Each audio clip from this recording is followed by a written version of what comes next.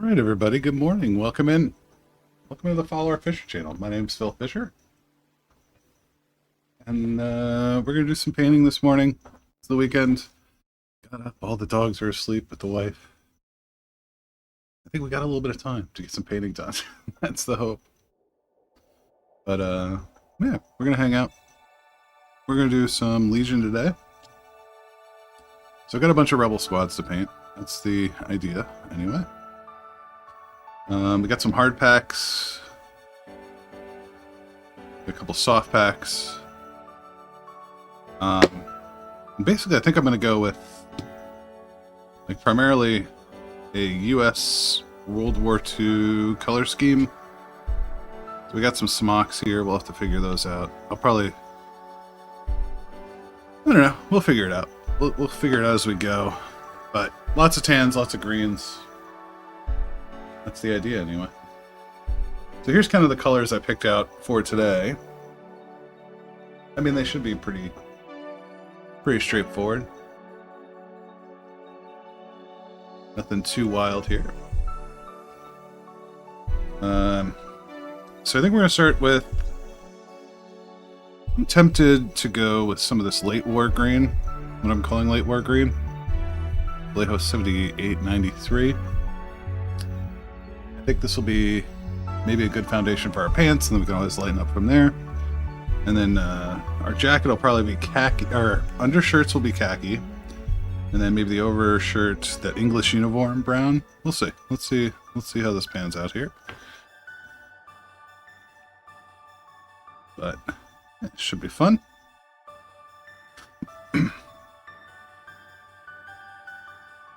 There we go.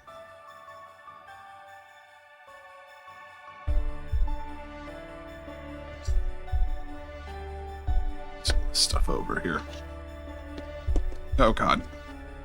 Hope everyone's having a good weekend so far. I know it's early here in the States. I just got up. It's about just about 7 my time.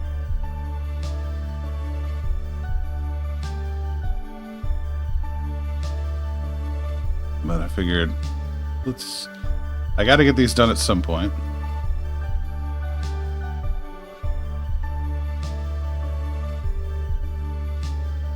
This might be the time to do it. Hopefully you all are ready for the holidays.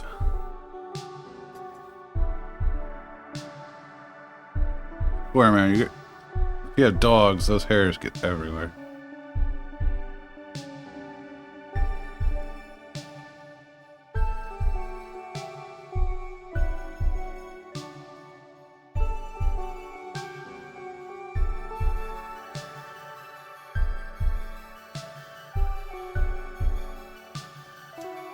My goal is, I've got 5 infantry squads. So I'm going to do two bicolor squads. What I mean by that is, I'm going to do 2 in forest camo, 2 in probably desert camo, and then I'll have like a red squad and a blue squad. Maybe I'll color them completely different. Do a yellow squad or something like that.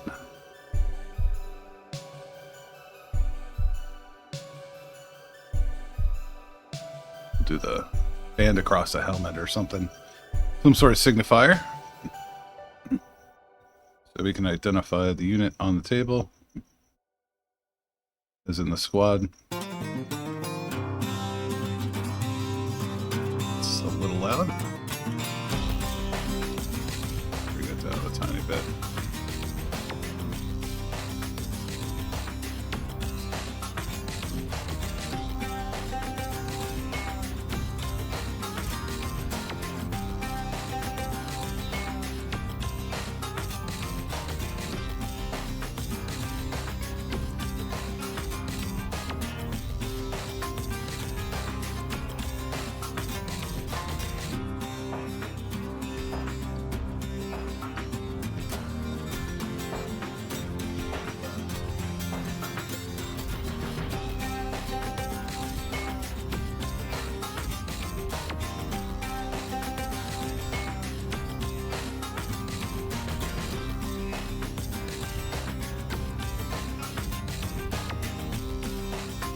Some of these are really poorly put together. These are old kits. Not old, but I don't know. Probably 5, almost 6 years old I put them together. Like back when I was just getting back into the hobby. Some of them are really poorly put together. I will own that. I think that's on me.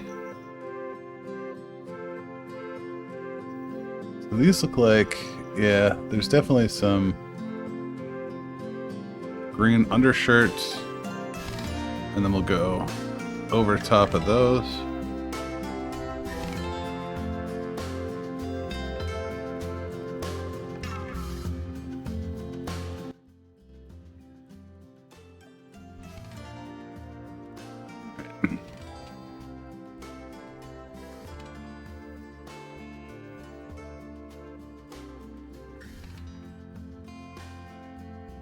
Goes on his khaki.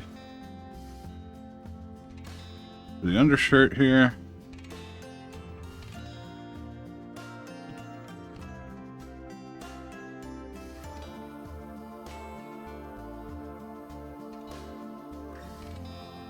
We'll come back over. It looks pretty good. I like that. That looks good. Of course, I picked the one with the worst.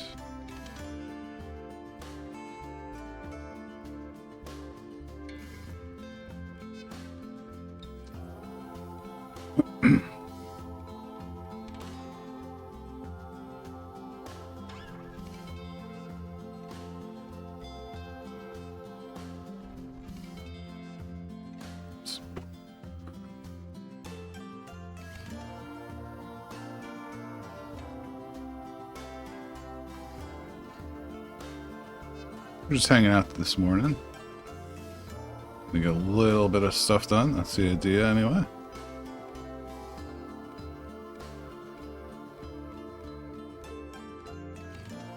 And these vests remind me of like the assault vests. Normandy assault vests. Kind of. We'll do those in like a maybe an English uniform. Sounds like a plan. Let's give that a shot. Let's see what these come out to.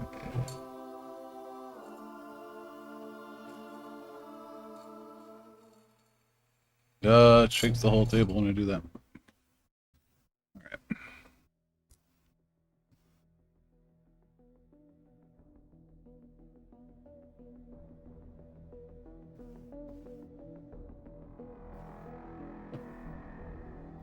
We are coming along on the We Played God front.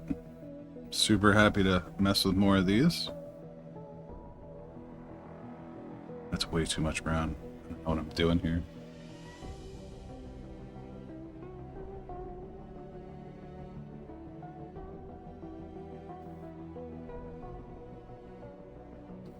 Yeah, I think once we throw some inks down, this will probably be okay.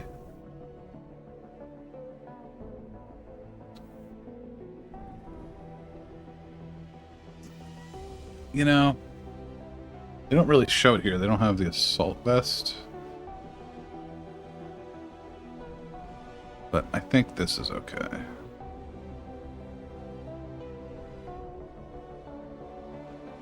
There's no wrong way. No wrong way.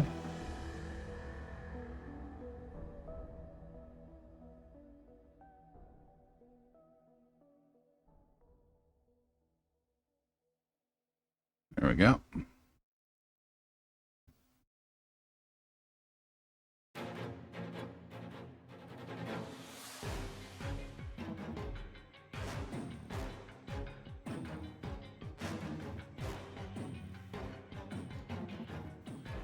Now imagine these are like canvas straps, maybe?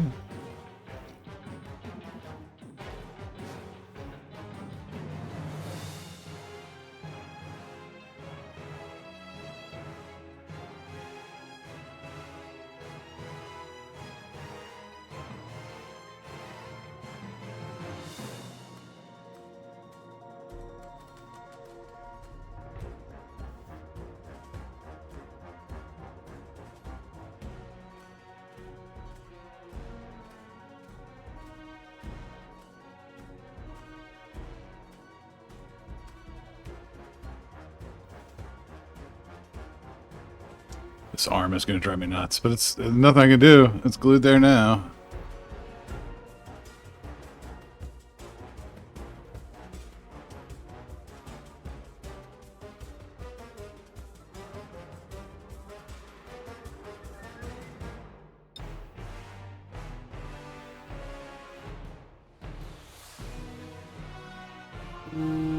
Oh god. Hit the alarm.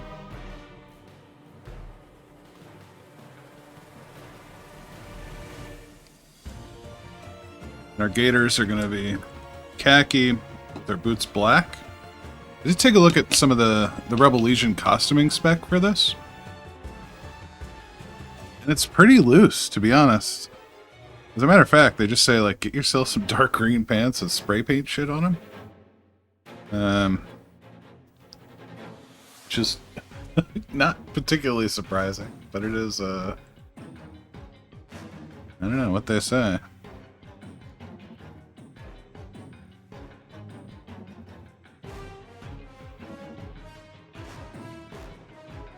This will be black. I mean, so much of this movie was military SERP anyway. Like, a lot of it, World War II military SERP.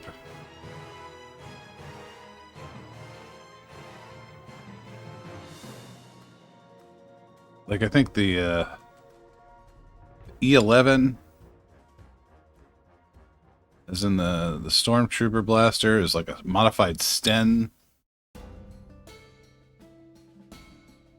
The DL-44 Hans pistol is a broom handle.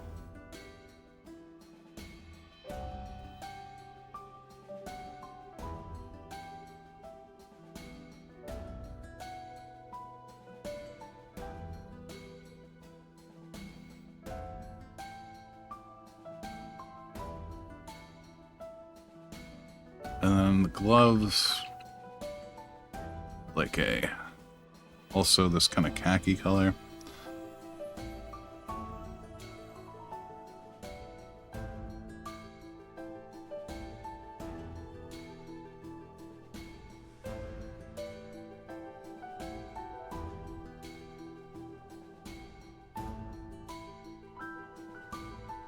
This almost reminds me of like tanker gloves. Would have been more red leather. It's fun.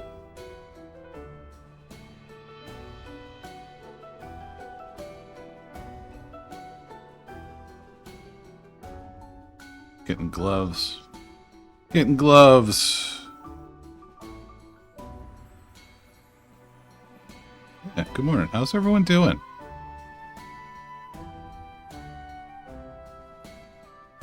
Everyone is well. It's a fine morning. It's fine. Maybe not morning for everyone. Morning for me.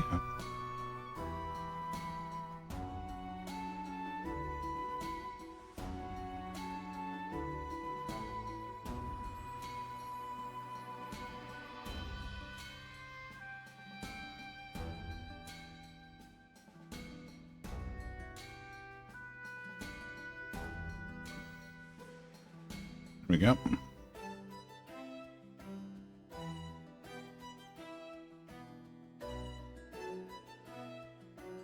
Get those going. Yeah, like so. I might make the executive decision just to make these straps like khaki, like web gear, like US web gear. But I don't know if they are or not. Like let's look at a reference here.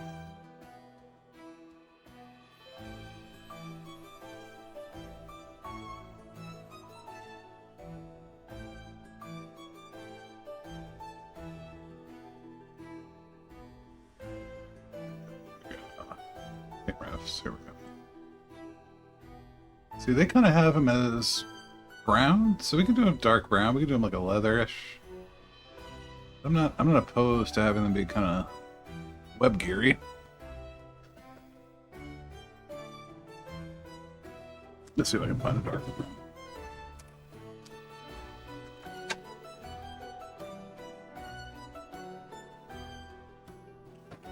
too much paint.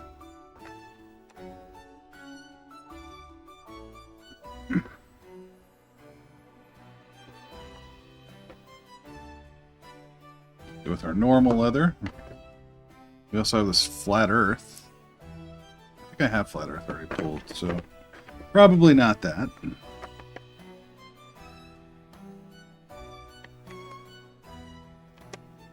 Grab our flesh tones for our faces. We got the Duros, so he's going to be like a blue. Flesh colors. And our gunmetal.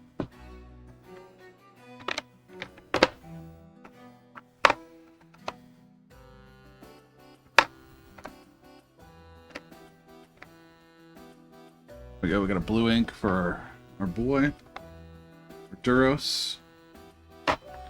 Maybe we'll go with like a magic blue with the ink, and then maybe some of those for highlights. Check that out. And we still need our red. Or our brown. We need some Nuln Oil, and we'll need that. And probably the Agrax, excuse me.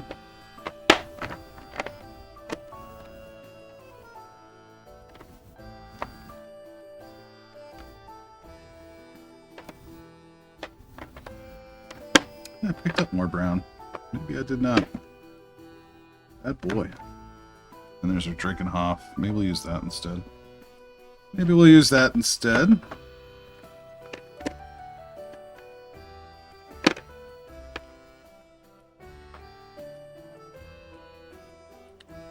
Pull the leather brown.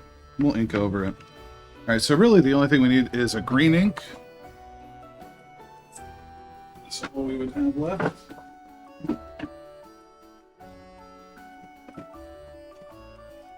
God, too much crap in here. I gotta reorg everything.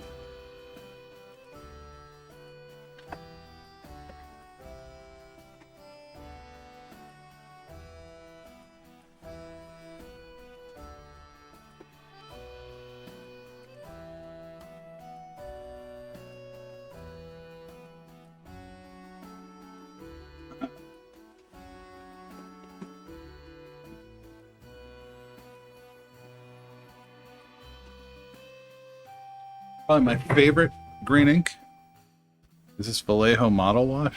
I love this. This is a dark green ink. I use it on my tanks and stuff, but it works really well for like uniforms. So, okay. Now that we pulled out a bunch of crap, put this over the side, and we'll come in. Maybe the leather brown. I don't know if we're going to use the reddish. We'll see. We will see. I'm not sure what these hard packs are. Like this stuff here. Oops. It's hard pack. If it's like black, if it's... We'll have to see. And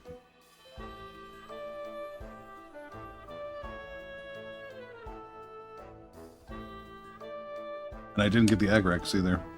That's okay. We'll get it. We'll find it.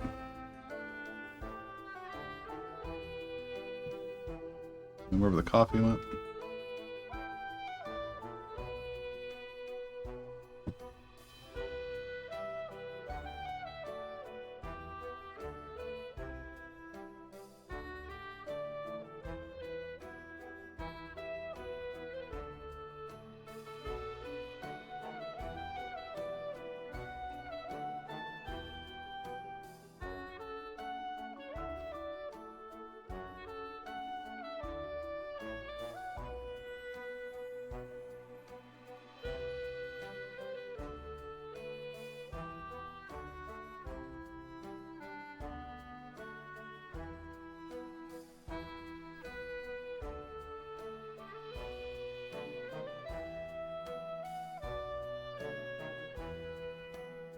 Alright, let's get our straps in.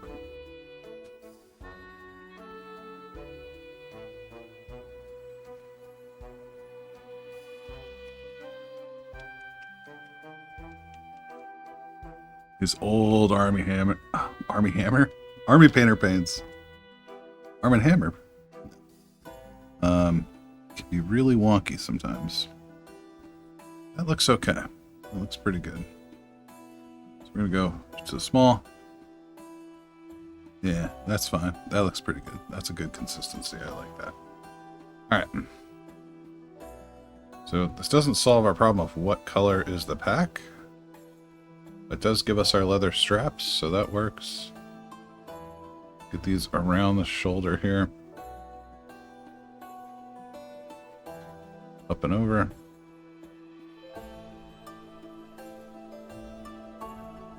It'll feel better filling in that void. And once again, this is going to make all this look weird. Can't really get underneath. Oh, yeah, there it is. Boom. Boom, boom, boom. Alright. So yeah, we're going to need to figure out what this pack is. And we got our belt. So we'll go ahead and do that in the leather. Like so. Yeah, there.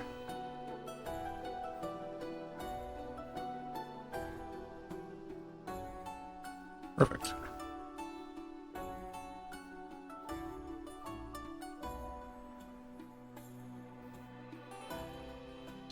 Probably a little heavy, but...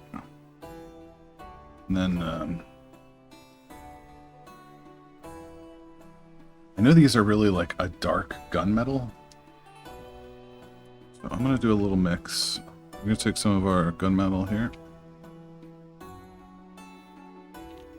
And then we're going to take a little bit of our black. We're going to make it even darker. Oops.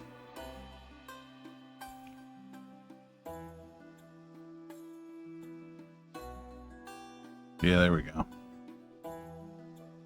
Get some of that mica flake in there, but also, like, straight gunmetal is too light.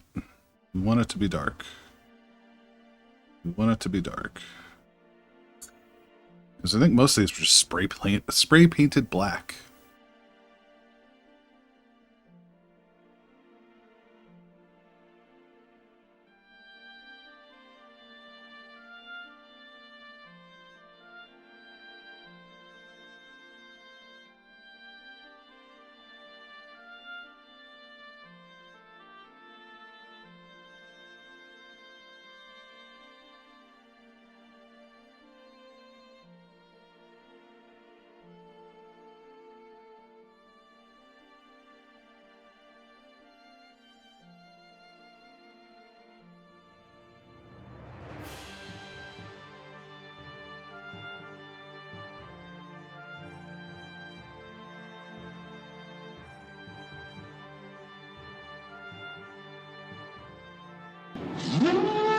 Oh god, oh god, no, not in the middle of painting the gun. What is happening? AWOL! You wild man. Welcome in, Raiders. What's going on? How is everybody? Raid time! Good morning! How goes the Russians and the tank ball? Skibidi toilet race.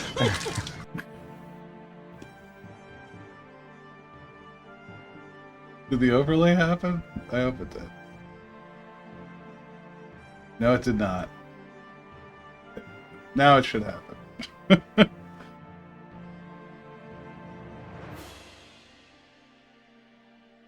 I was watching... well, I guess I'm watching myself now, but I was watching you. Yeah. How you guys doing?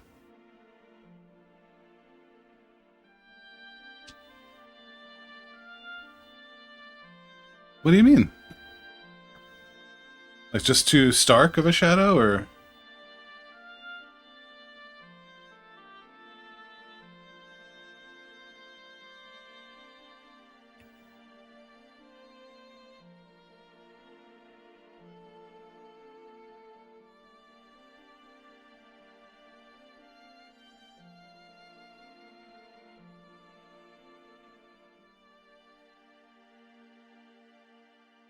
Just ballsy. Need to build more of the base to see it come together. I'm sure it'll come. Have faith. Abel's a phenomenal painter.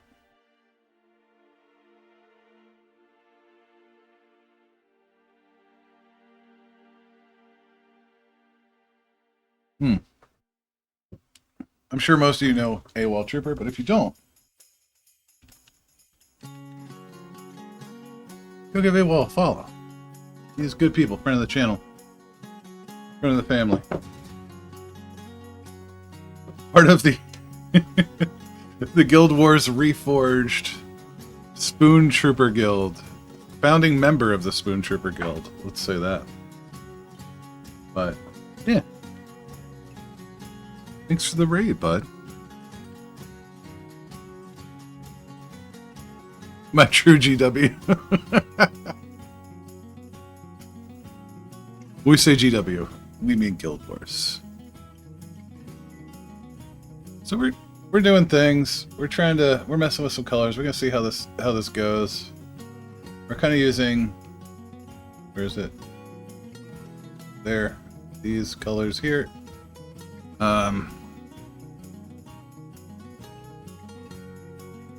You know, it reminds me of just like painting Americans, to be honest, with different colors. Once we get them inked, get some highlights in them, I think it'll feel a little better. I just need to figure out what color this pack is and the belt boxes and stuff. These are probably just leather. Maybe not. Maybe they're black. They always use weird colors for stuff sometimes. But my instinct was to like grab my World War II colors and go, okay. We know half of this is surplus. And kind of see where it takes us. I gotta see what the hard pack is. Because the hard pack looks like it could be black. I know in Stormtroopers the hard pack is black. That makes sense for a Stormtrooper. I'm not sure what the hard pack is on Rebels. I think the soft pack is like a green.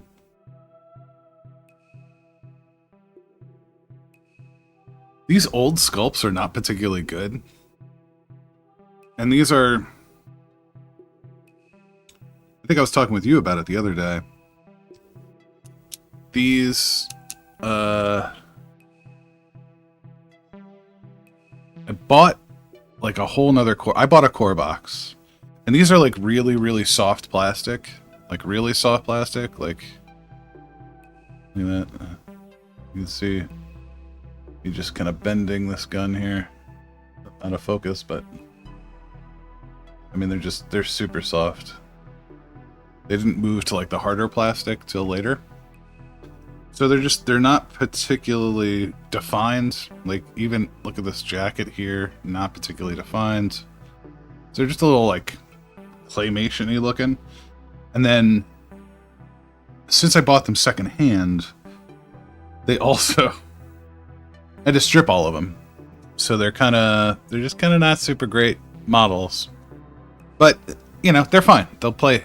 They'll play. No one's gonna know. On the table, Rebel Trooper. It's fine. Everything's fine. But yeah, we'll see. My goal is to do two squads in forest camo, 2 squads in desert camo, and maybe one. I have 5 total, 5 trooper squads. And I have a fleet trooper squads, which are the naval ones.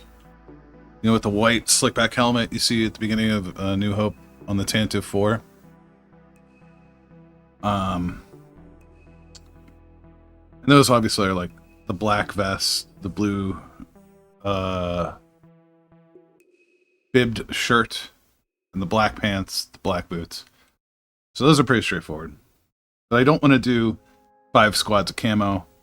I want some variety. So hey, if we move the board to Tatooine, I don't have a ton of, you know, camo forest guys coming in. But it's pretty straightforward. It's like, you know, I was looking at the costuming reference for the Rebel Legion costuming group, like the partner of the 501st. And they're like, yeah, green pants spray painted with like other greens and grays and blacks. So like, you look at the film, they literally just like spray painted those surplus pants. There was like nothing, you know, get yourself some cargo pants, spray paint some camo on them.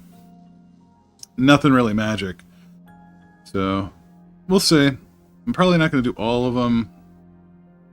You know, they're supposed to be ragtag. They're not supposed to be particularly uniform.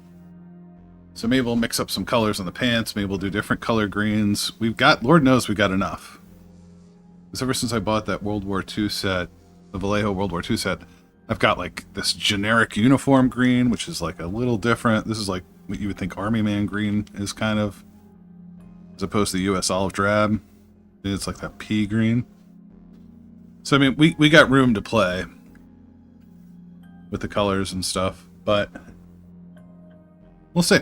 We'll see how it goes. I need to figure out what color this hard pack is, though. Let's see. Let us see.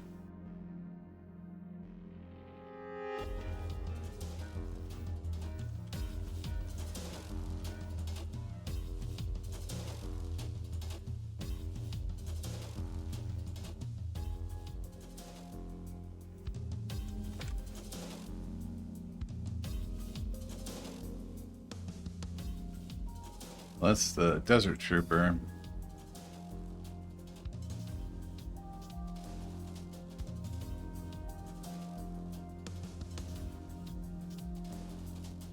Gators, helmet. Okay, the belt is OD.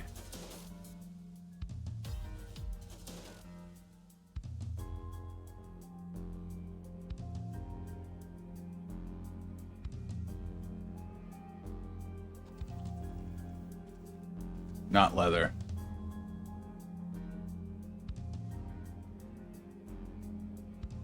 Okay, they're OD wrapped in canvas, is what they really are.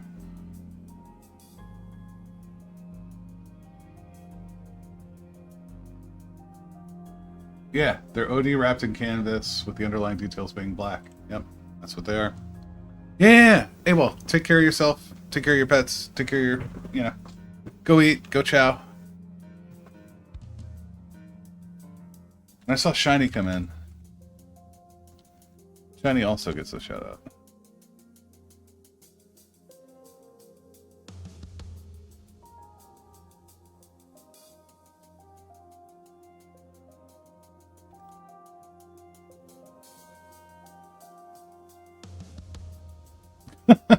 I'm my own raider.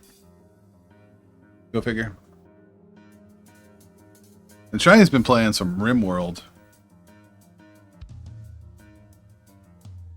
Last I tuned into Shiny playing RimWorld, half the screen was on fire, but that's just RimWorld. That's just how that goes. It says nothing about Shiny. You know, you're either getting eaten by the ancient aliens, you're getting raided, you're getting your dudes set your whole base on fire. It's brutal. But yeah, hopefully everyone's having a good Saturday. You're hanging out, enjoying yourselves. If there's anything you're working on, shoot it over. Let's see. Let's see what's a hip happening. So I think what I'm going to do is we're going to continue with the USOD on this. Based on what I saw, it's like wrapped. So there's not even like a hard line between the backpack. I have to kind of generate that hard line. Yeah, okay. More OD than I anticipated, but that's fine. It really is like painting US troops.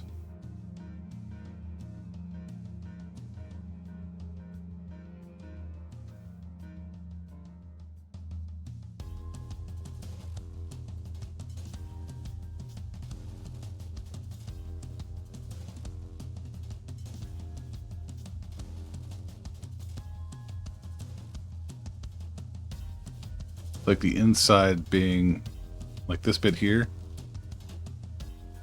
Will probably be gunmetal.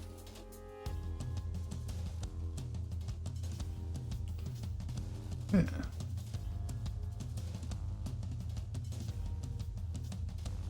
Hopefully everyone is geared up and ready for the holiday season. You got it, bud. Did you just pick up RimWorld? Like, are you just starting it? Or have you had it?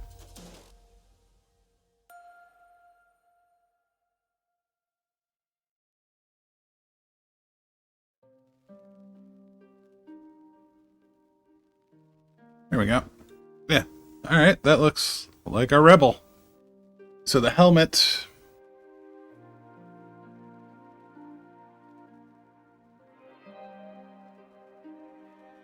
Helmet's kind of.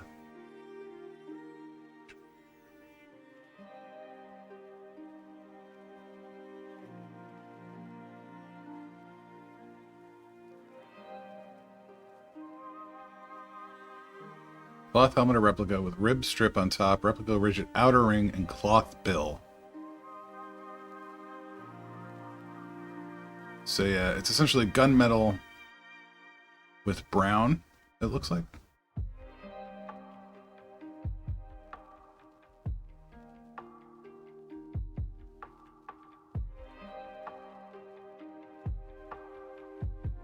Nice, yeah.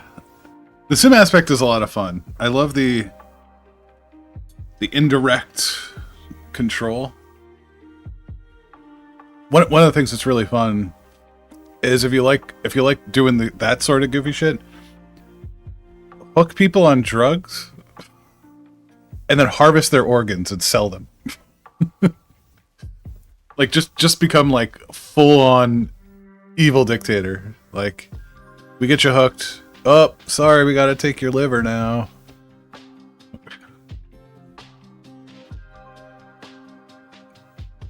Send them out for trades, you know. I know you don't have a leg, but just go do this thing. Like, once you... There is a wild learning curve to it, but once you get it, like, it's so much stupid fun. It is so much fun.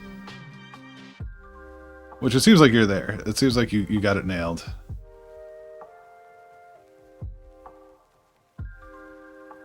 It's so much wild fun. I highly recommend it. If people have not played RimWorld, go play it.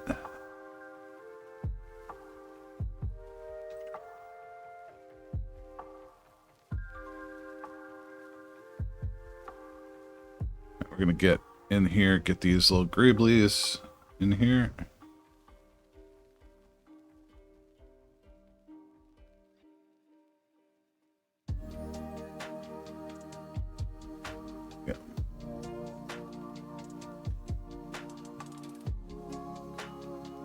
Yes, exactly, yeah. Yeah, you remove all their parts, you replace them, and then you send them to do random shit.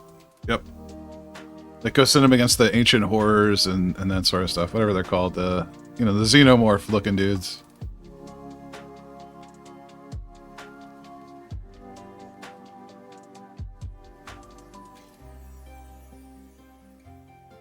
Now I think I might play RimWorld today. Like...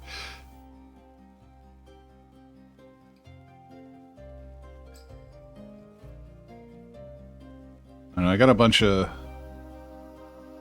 gifts. Like the community. It was payday and everyone's gifting everyone games. I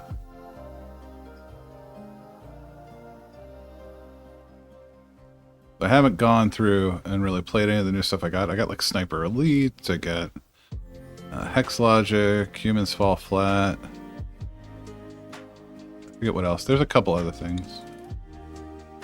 But I need to play stuff.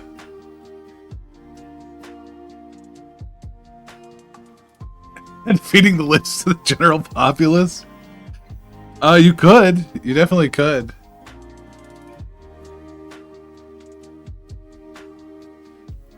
If you get a couple cannibals, yeah, absolutely. But I guess if you're not trying to maintain like a peaceful environment, then you're fine, you know.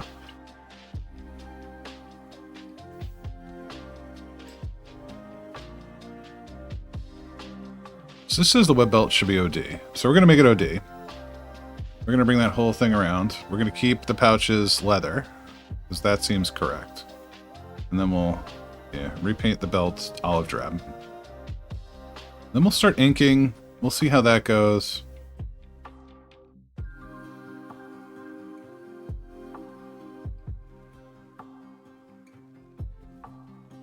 I mean, there's no really wrong way. I don't know why I would even behold myself to the Rebel Legion costuming standards. I don't have to do that. There's no need to do that. such a slave for for accuracy sometimes. Doesn't need to be that way. There you go. Get more of that in there. Yeah, it looks good. Alright, did we do the other side of the gun? We have not yet. Then we just need to get the face and the helmet, and we should be pretty good. We'll run a highlight pass, do our inks, and our washes, and be good.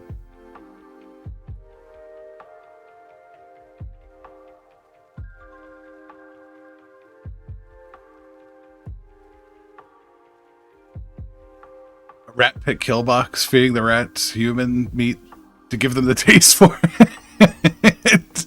That is some, like, Bond villain shit. You're just like, here's a pit of rats, and then we're just gonna like feed you humans a little bit, so we can you know, give you a little taste, give you a little taste of the sweet flesh.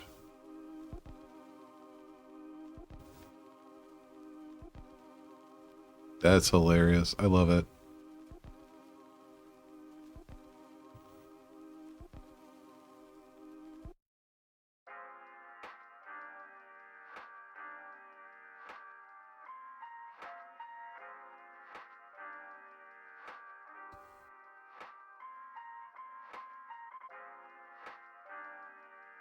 Oh, this is such a pain in the butt.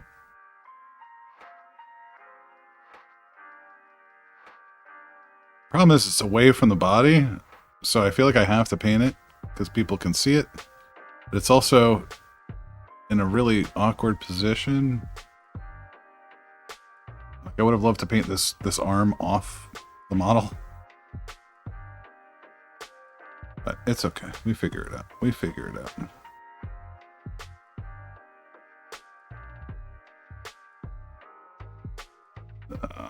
Getting black all over his.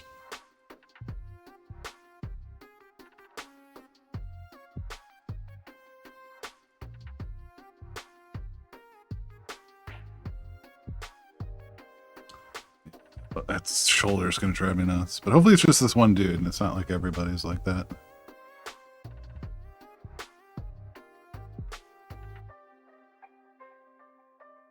Alright.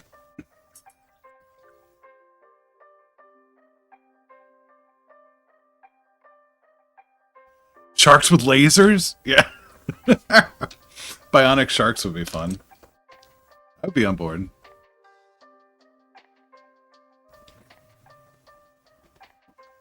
Tony knows how to play the game.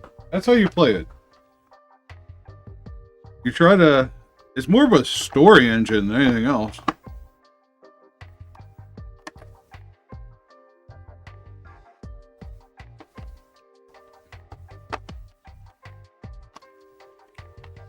Oh, dog. Where my Agrax at? There it is.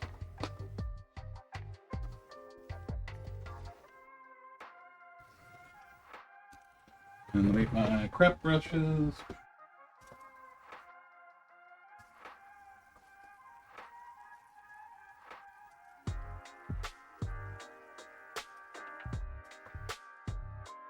We will be continuing on with the tank ball at some point. I have more. I wasn't completely in love with what we did last weekend when I was on with AWOL and Spoon. If anyone was watching that. So I got more stuff. We got more how do you say, snowflock, I guess.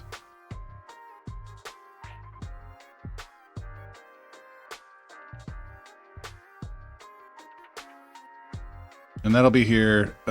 Shipping around the holidays kind of sucks. So it'll be a little bit. It'll be a little bit before we get back to the tank ball. November, right? I was going to do that all in November. What was I thinking? I wasn't. That was part of the problem. Trying to do Thanksgiving. Silly of me. That was silly of me.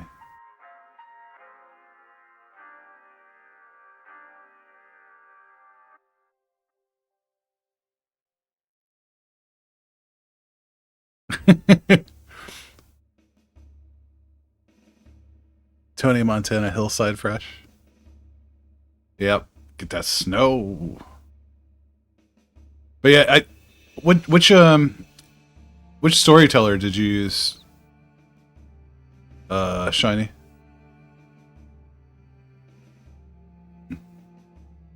Because Randy can be brutal.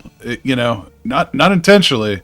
All of a sudden, you'll just get caught out, and you're like, "What the hell just happened?" Oh, the chill one. Okay. Randy Random can wreck your day. All of a sudden, you'll be like, "What? Why? what? What happened?"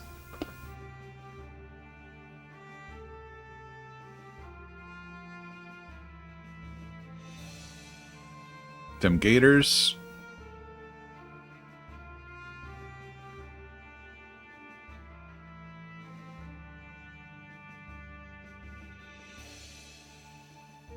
I mean, next time I go to the hobby shop, I'll get like 2 pots of Agrax.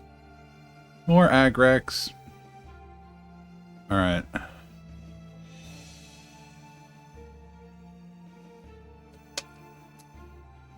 Yeah, it looks...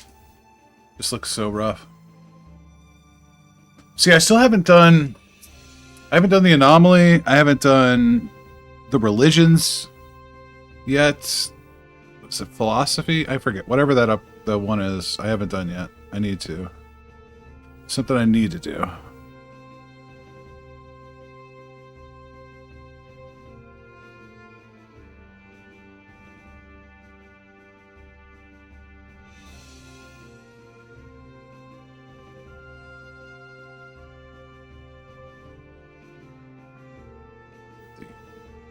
Ear pads here. Oh god.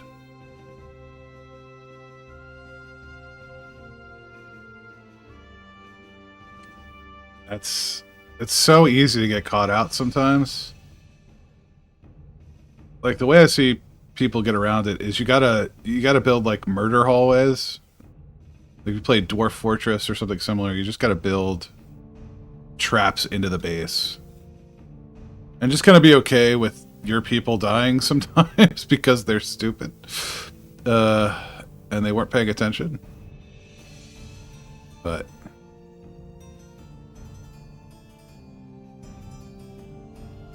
Oh yeah, all of a sudden they're missing, and you're like, where are you?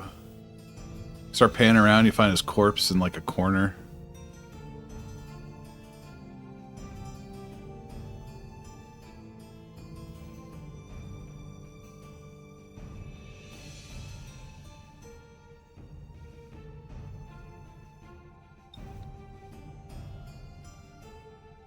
Well, it only helps if you got the weapons to, like, arm them.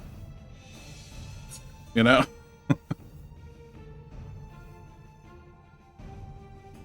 Alright, let's try flat gunmetal. But also booby trap may spawn and invisible... What? Is that part of the anomaly stuff too? Or is it like a glitch?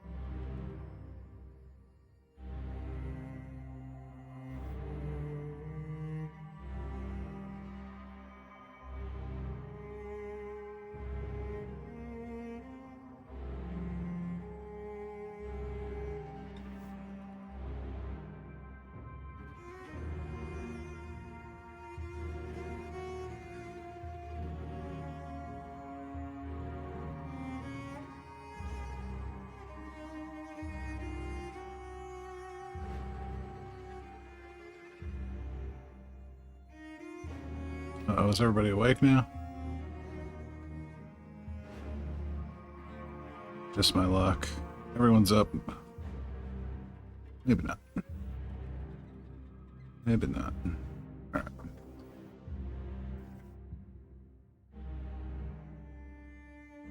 I don't know, maybe it should be like 80% gray. Approach literally trap it. Okay. Called Sightseers, like eight Harry Potter Dementors. Oh, that's terrifying. That would drive me nuts. Oh. Who are you? Who this girl? This Mara? Yeah, you awake, baby girl? They came say hi. They come say hi, everybody. What about you? What about Oliver? The new colonist, the game. At the last minute, I was trying to rescue my last survived colonist after the fight. The thing was, oh no! So it just ganked him in the med bay. Oh shit. That's awful. But there's something beautiful about it. That game is to live is to die.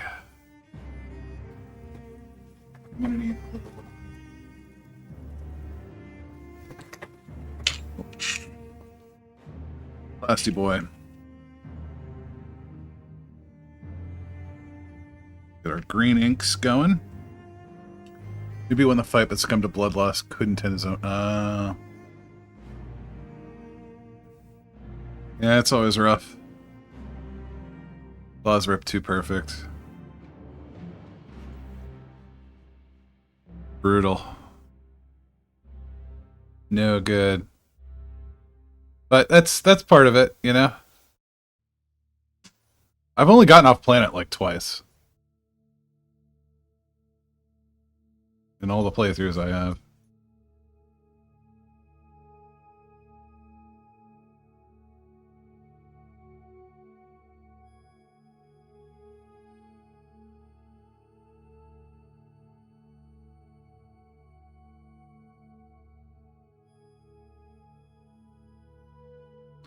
I love this dark green. This just, that makes everything so much better. And come into our highlights. Yeah, that's solid. That's solid. I love that.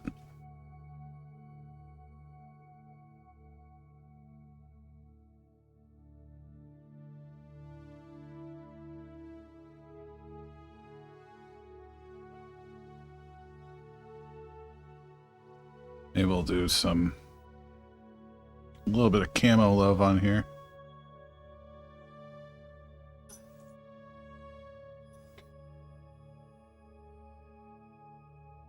Bebe.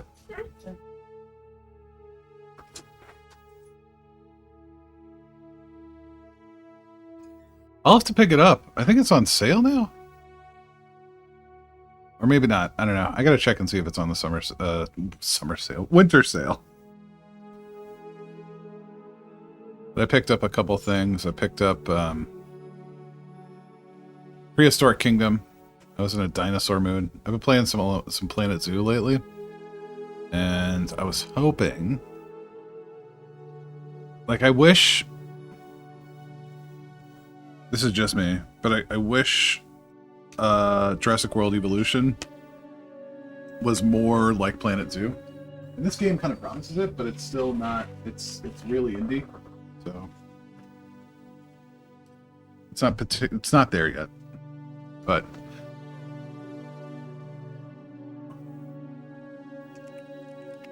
Upping the intended difficulty, that entire scene was on peaceful. Well, yeah, maybe just play with the base to start, see where that goes. But sometimes it's just, it'll wreck you. Like, even on the easiest setting, there's like just a ticking clock of good luck, you know? I think it can wreck your shit.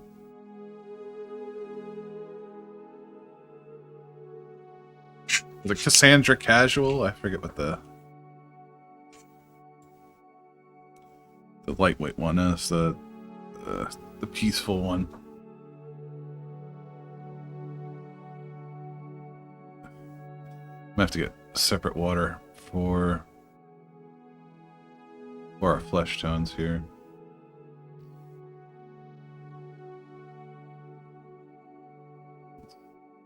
Then it could be mixing in greens and stuff. It's fine for mixing in for everything else, but for the flesh tone, I don't want to start pulling in that green color, that's for sure.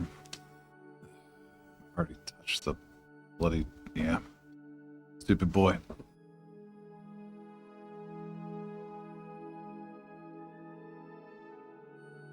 Here we go.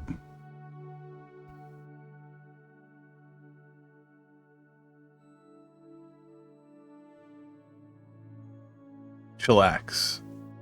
That's what it is.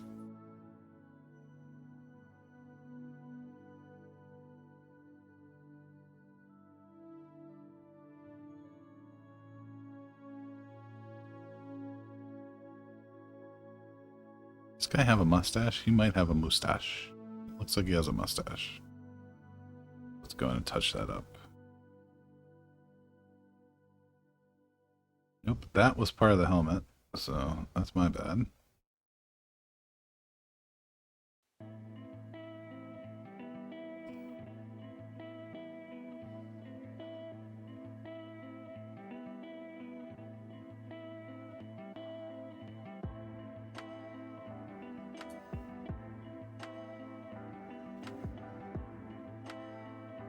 Oh, so overall, there's like a factor of your colony wealth.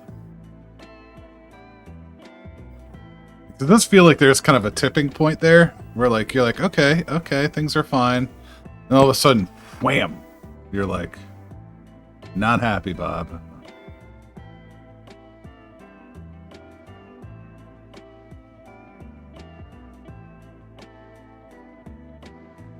Yeah, it looks like he's got a mustache on.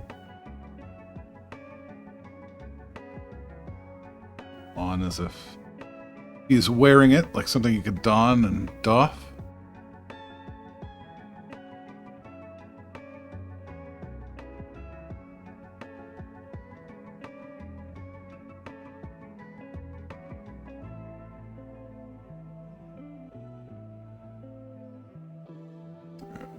So much overpaint now.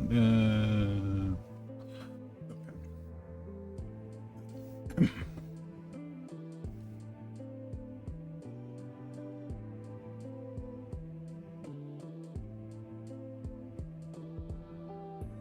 Yeah, I think there's like a cloth cover that comes down over the back of the neck.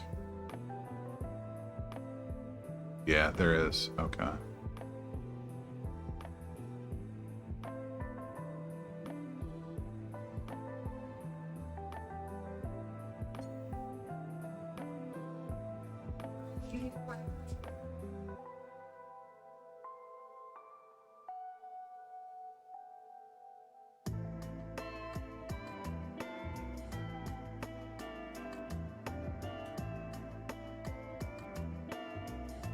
Here, I'll show you guys where we're at.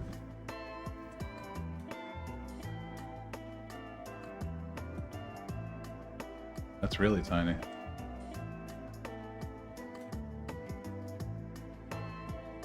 So like, you can definitely see there's this brown piece that comes from the visor down around the ear pad here, and then probably well around like almost to the nape of the neck along the backside.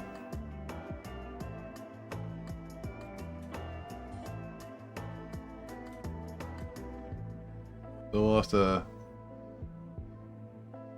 see what those look like.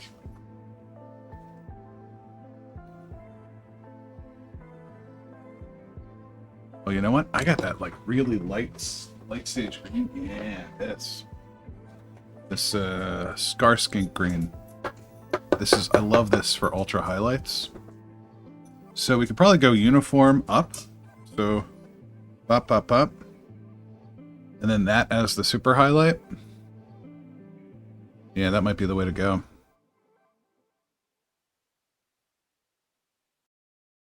Yep, okay.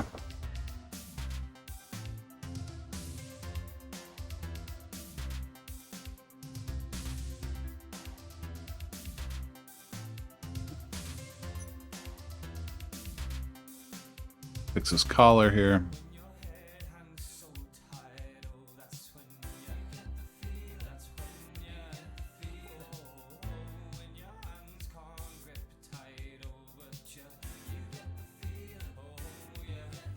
shoulder sucks. Maybe I just don't even do it. Like, maybe I just make it all green. I don't know. It's just so undefined. They have not been fed.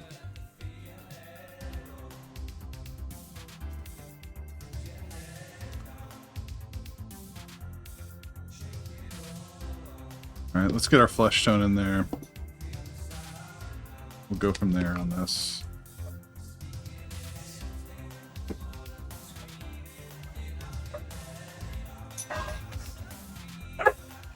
Guys.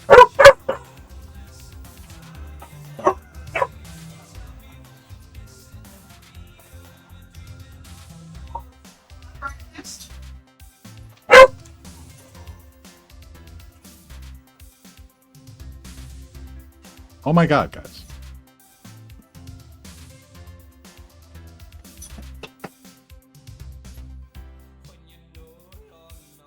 Yeah, I don't know. Kind of sucks. Hopefully they get better. Hopefully they get better.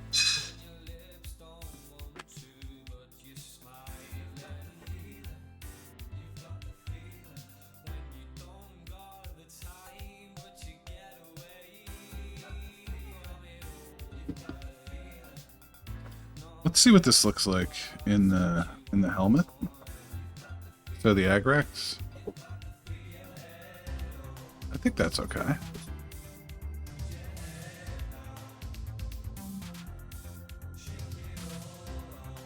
Yeah, okay. Alright, alright. We'll touch up the brown around the back there.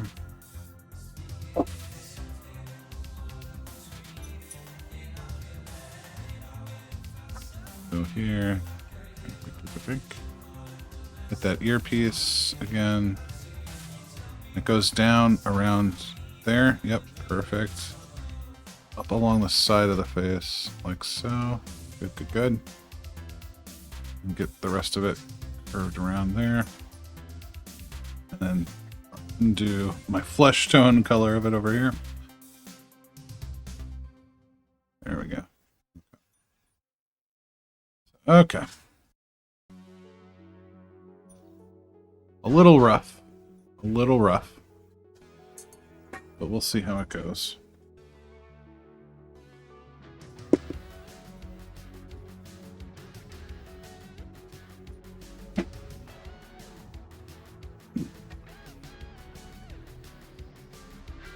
Alright, let's grab some dry brush.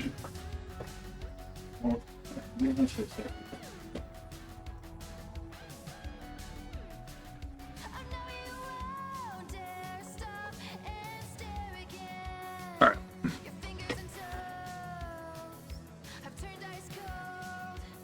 So we'll go with the medium uniform as the first highlight, like this green here. And then we'll go in with this, with the dry brush. For all the hot, the highs, the hot. Jesus, Phil.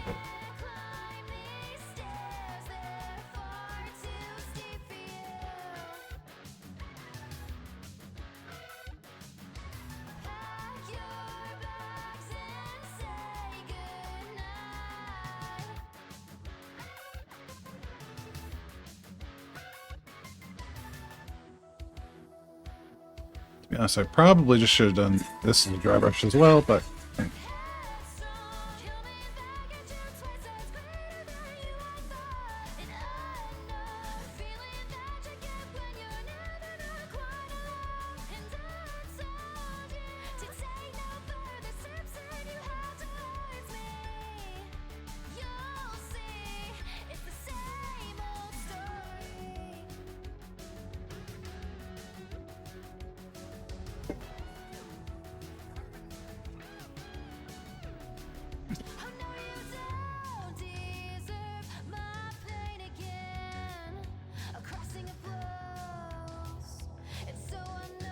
so this dries a little darker.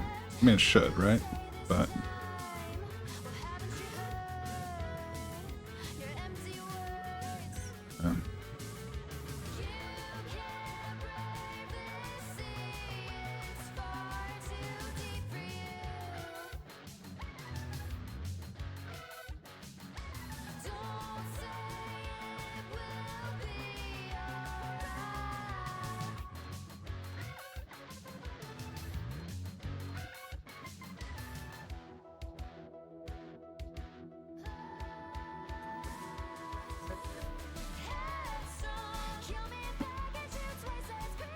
Do these back in OD here. Tighten up that one. Yeah. Yeah.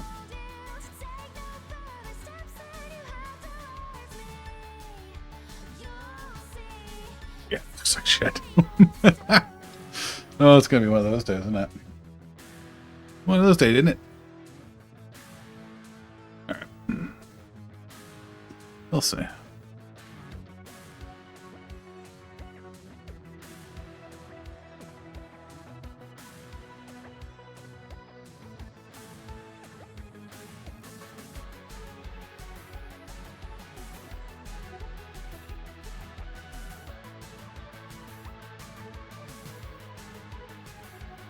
Just commit here. It might not be as bad.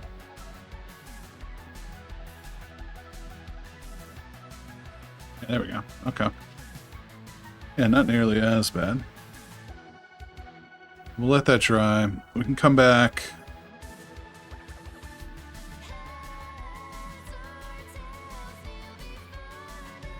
Into the belt buckle.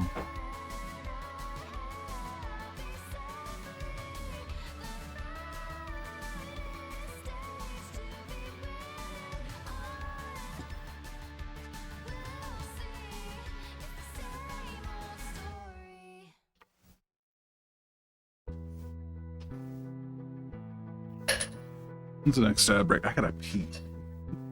Sorry, buddy. That was a little too much info for all you, but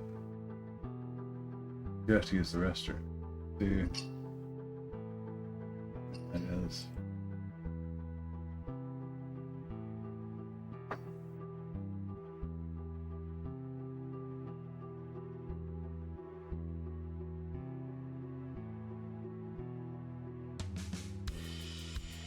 About 20 minutes. I'll tell you what, I'm going to break now. I'm going to take a quick 4 or 5 minute break. I'm going to get some coffee. I'm going to use the restroom. And I'll be right back, and we'll get back on it. So hang out. We're gonna continue on with this. I don't think we'll get to him today, but we do have we played God Dinos. I'm so happy. These came out really nice. Actually really happy. The seam isn't bad here at all. Or the tail. These are 2-part. Tail was separate from the body, but these are so cool. Got Spino. This one, the seam is a little worse, but tried to patch it. I tried to sand it. I think once we prime it, it won't be so bad. What's going on? Oh, interesting. Okay. No, we'll have to mess with it. We'll see. Yeah. I'll be right back. I just need a quick potty break and refill the drink. I will see you all.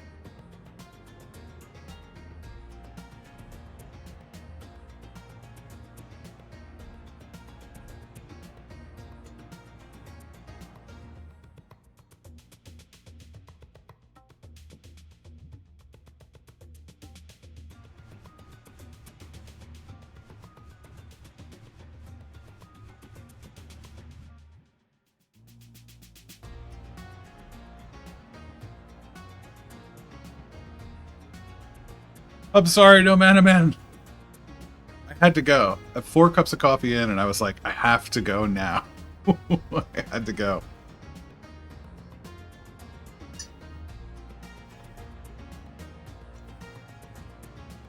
Hey, Michael, what's up, man? Michael Paints Minis. If you want to see real painting, you gotta check out Michael Paints Minis, who is not only a phenomenal painter,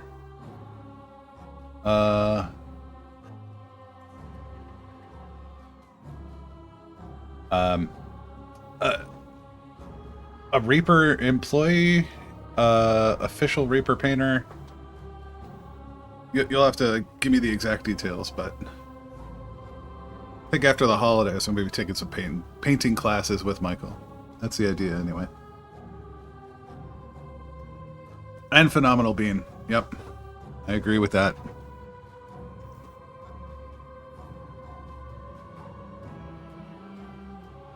So, and also nice enough to shoot me some of the new Reaper Master Series. Actually, you know what? I might actually be proud. So, hey, what do you know? There's some. Yeah, let's get some of these on here. Yeah, hell yeah. Break out the MSPs.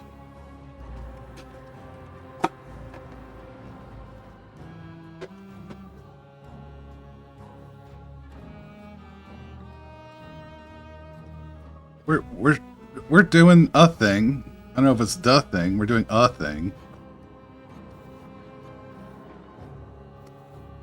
Let's see if we can get a little dry brush action going on here on the screen and see if we can save it.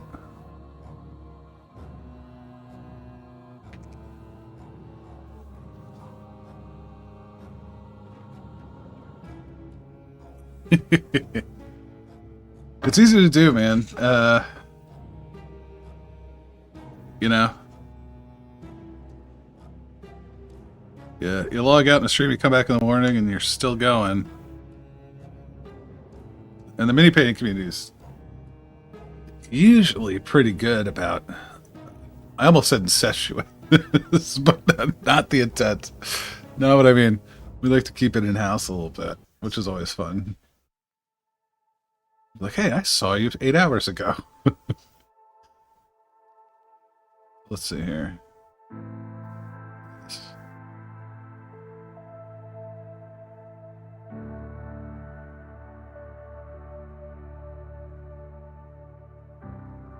Oh no.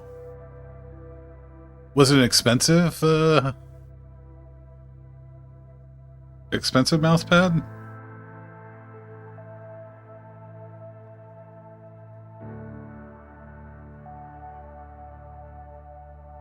Just gonna try to get a little bit more pop out of these guys with some of this highlight here.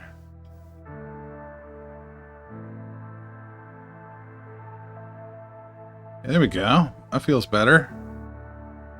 Still not perfect, but we got 60 of these guys to paint. At least a couple squads in this forest camo color. So we'll get it sorted. We'll get it sorted. I feel pretty confident. Okay, that's good then. At least you can. Yeah, you could probably find one at like a conference, you know. A replacement for free, some promo mousepad. Mine is so bad. I need to take it out and like throw it in the wash every so often. Because it gets, same thing, super glue on it. It gets coffee on it, paint water, sanding dust, all sorts of crud. Yeah, exactly. Same thing. It looks questionable, my mouse pad. Yeah, exactly. Like, what are you doing over there? I promise. It's not what you think it is. Just all the sanding. It's all the sanding.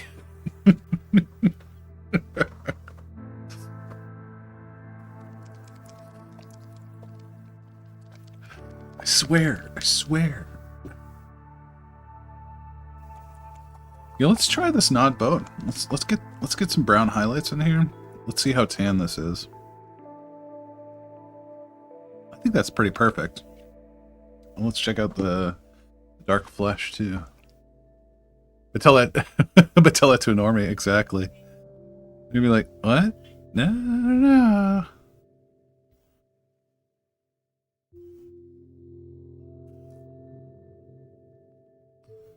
No mana man doesn't talk to you if you have less than 2 swords. This is how that works.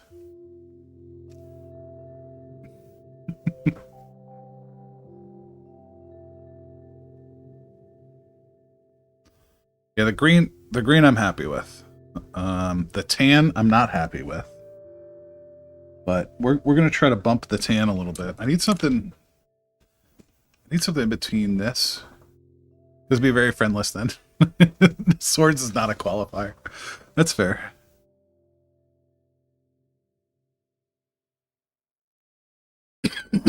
Oh god, excuse me. One of my big problems right now is Florida is manic in terms of weather at the moment. So it'll be 70 one day and then 50 the next. It's throws my immune system for a loop. I have some daggers. I don't have any like real swords. Or, you know, proper swords, I should say. Get these picked out a little bit. These little fingies. Yeah, that Agrax was way too dark on top of this. So we're gonna have to be careful with that. Maybe go with the sepia tone as opposed to the Earthshade. Or just go lighter, because it was... Yeah, look how dark that is. That's so bloody dark. It's really, really dark.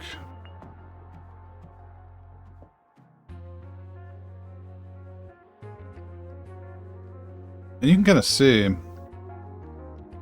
the reference image. It's a lighter tan. It's like a light tan. This the gators. I actually have some. I'm not gonna go dig them out because they're buried in a closet, but I have like repro gators I used when I was doing World War II stuff. And they're khaki. They're early war, so they're not the... I guess they're kind of... Well, I don't know. They're lighter than this. Let's just say that. They're lighter than this. What we got going on here. Oh god, I'm painting under the reference.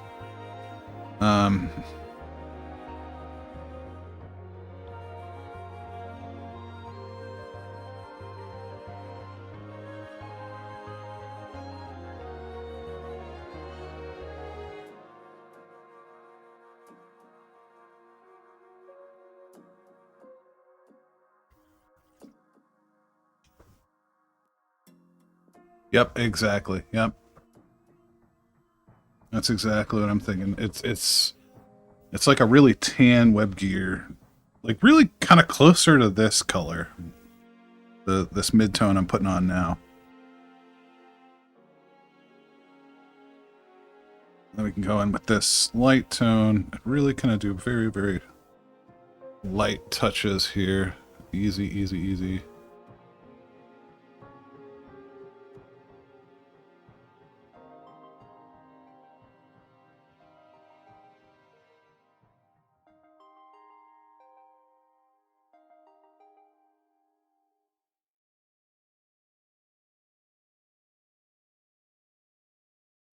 And nothing's more of a pain in the ass than...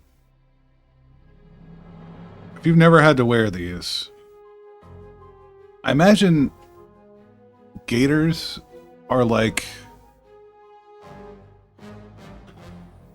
what a bra is for women. Like there is nothing more satisfying than taking off your gaiters and your boots at the end of the day. Like that is the feel. At least for me. After a day of friggin' walking all day in combat boots, man, I don't miss that shit at all. Don't miss it. They're such a pain in the ass to lace up to.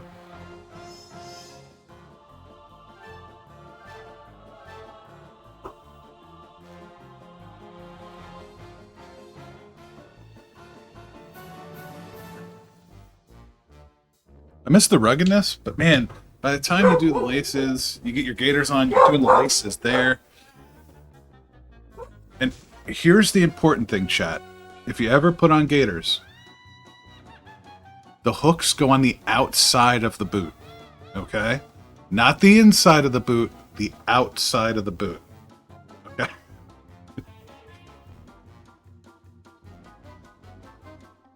Nothing's funnier than watching someone trip and hook their feet together as they're running mid-stride. Because there's little hooks that the laces come, and you know there's eyelets and hooks. It comes out and it laces through. And if you put them on the inside, those hooks will catch each other, and the laces will catch each other between the legs, and you just cordwood over. Like you're just bam, your legs are tied together, flat on your face. So the hooks go on the outside of the boots, not the inside.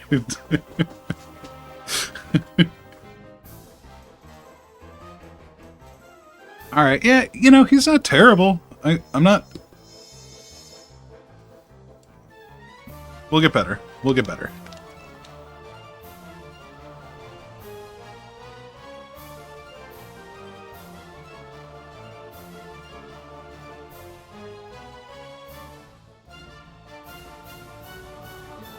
Actually, let me finish the flesh tone first. I was like, oh, I'm going to do the helmet.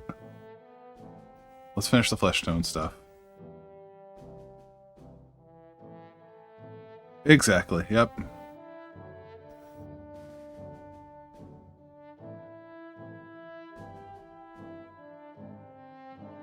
Just gotta keep doing it. That's the important thing. Practice, practice, practice.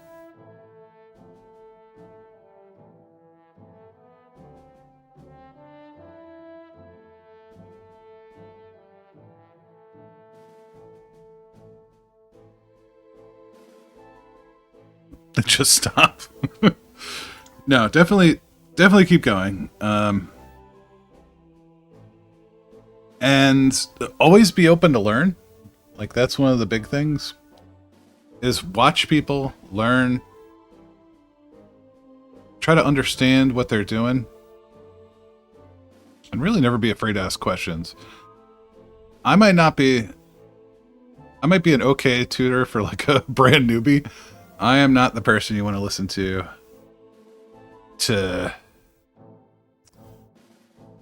for like perfection. Yep, have fun and keep trying. Exactly. I agree with everything Michael just said. And you got to start, right? There is a fear of getting over the hump, of kicking it off and doing the thing. And that can be really hard. There's an intimidation factor there, but once you do, everything gets better. And don't ever compare yourself to anyone, because odds are the person you're watching has been doing this for 3 decades or 2 decades, and it's part of their job. They're doing the thing, right? Whether that's a Twitch streamer, someone on YouTube, like, you can't, like, I would never compare myself to Michael. I can't. I just don't have that experience. I don't have that ability yet. I got time. We got years, but not comparing yourself. Actually, AWOL and I were talking about this.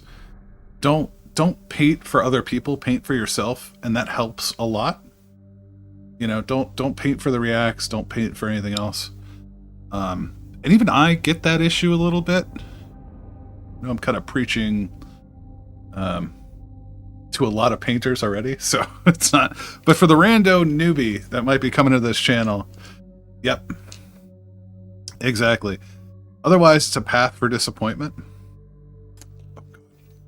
You won't be happy, and then the likelihood of you putting it all down and having wasted all that time and money. I don't know. I wouldn't really say it's wasted time, but you could definitely waste a lot of money in this hobby if you buy a bunch of crap and then give it all up. Maybe you recoup some of the costs, but by the time you have a shit ton of paints and brushes and wet palette and everything else, I don't know, be kind to yourself. Take time. It'll come. Everything will come. But it does take time. There are some people that they're freaking incredible at the gate. I am not one of those people. And, you know, just patience. Yeah, I mean, it can be. I heard someone say this recently, and I was pretty impressed with it, and I think that's important. I can't remember if it was on the podcast or a video or something like that, but they reference Adam Savage. When you start the hobby, buy like, if you're just feeling it out, buy cheap shit. Don't buy top of the line stuff. And then as that crap breaks or gets worn out, then buy to your means. Like, then start buying nice stuff. To start, you don't need $60 brushes. Like, that's not what's going to make you the painter. The experience, the learning, the understanding, all that makes you a good painter. And I'm not saying that as a good painter, but like, from what I see in music, right?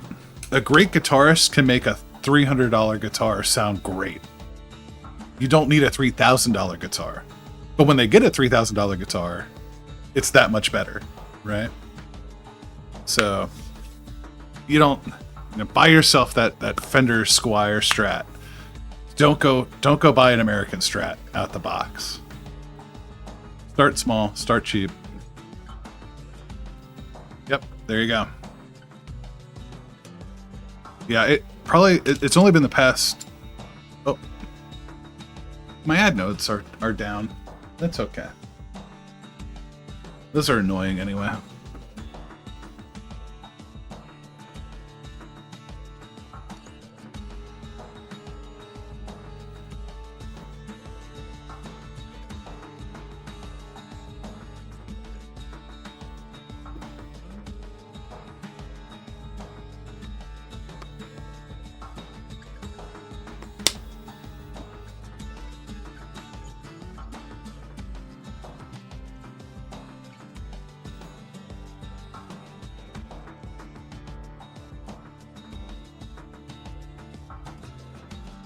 Yeah, man. Go catch some rest. Have a good night. I know it's time for AWOL to go to bed. He's been streaming all night. Considering we played Guild Wars, he went and did a show and then streamed. So it is bedtime for AWOL.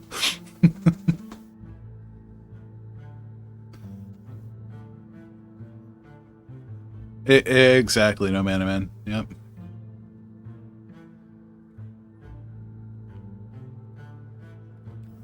The other thing is, people go out and buy a whole synthetic set. They'll drop $100 on brushes. That's the other thing you don't need. Or like a sable set.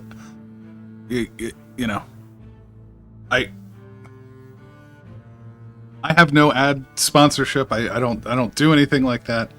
But this Monument Hobby set has been really great. It comes with this 6 synthetic for like bulking, and then a couple sables in a 1 and a 3. And this has been pretty great. Like, I'm really happy with these. I'm trying to take good care of them and keep them nice. But yeah, learning how to clean your stuff, learning how to, all that comes. He does have a little stash, though. He's got a little stash. 70s porn stash actually going on there. All right, let's get the highlights in on his. I need like a mid-tone between this and this. Let's see. Way too much.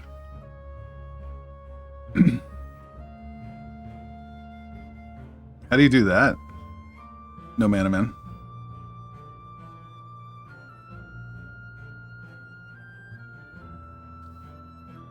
Self-check for flu. Usually I just find out when I'm sick as a dog.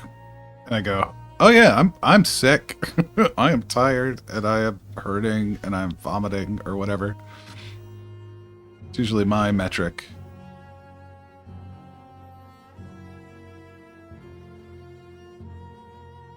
Touch up these little pouches and stuff.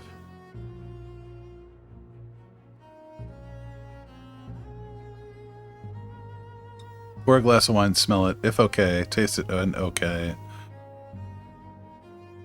start feeling weird, better check if you have the flu again. Yeah, you know. I'm gonna have to test myself tonight.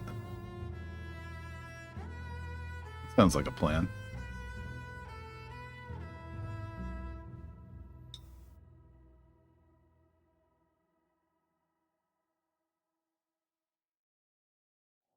Try to get some of this ribbing pulled out here.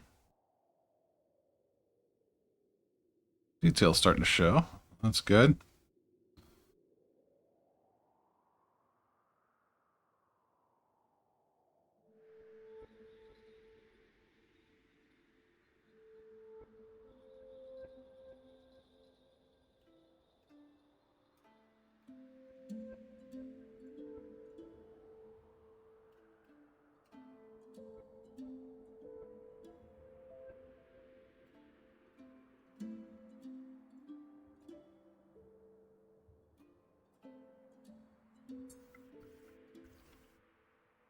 No, I'm on board.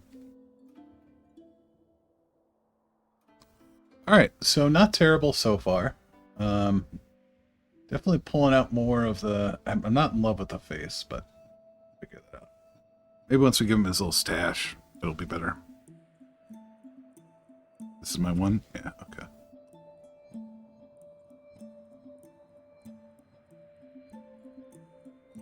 Come here. Let me give you that stash. Your new glass is bad. Having a real hard time focusing. There we go. He's got a little stash now. We'll do some. Maybe a tiny bit of highlight. I don't know why I just did that with the dry brush. Should be doing that with anything.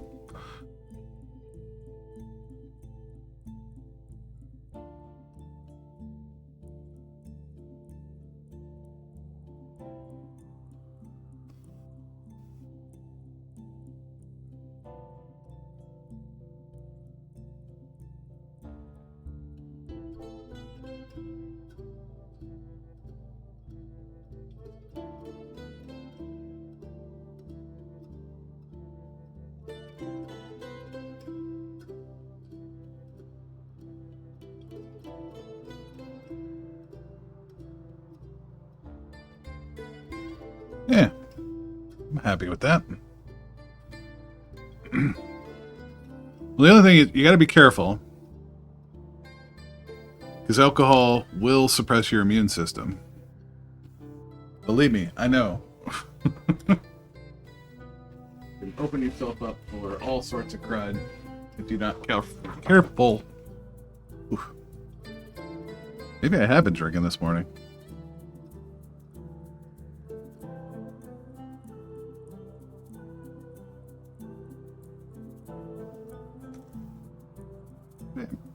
Pretty happy with that. I don't, we'll do some camo pattern, but I'm not going to do camo pattern on everything. Hey, Solomyas, what's up, man?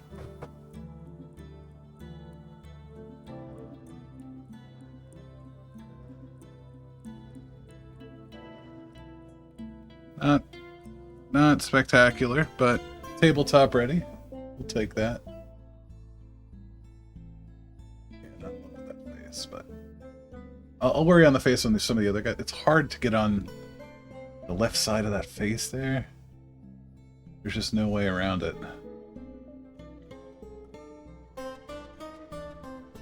Yeah. Looks like he had a stroke. Should not joke about such things, but that's what it looks like.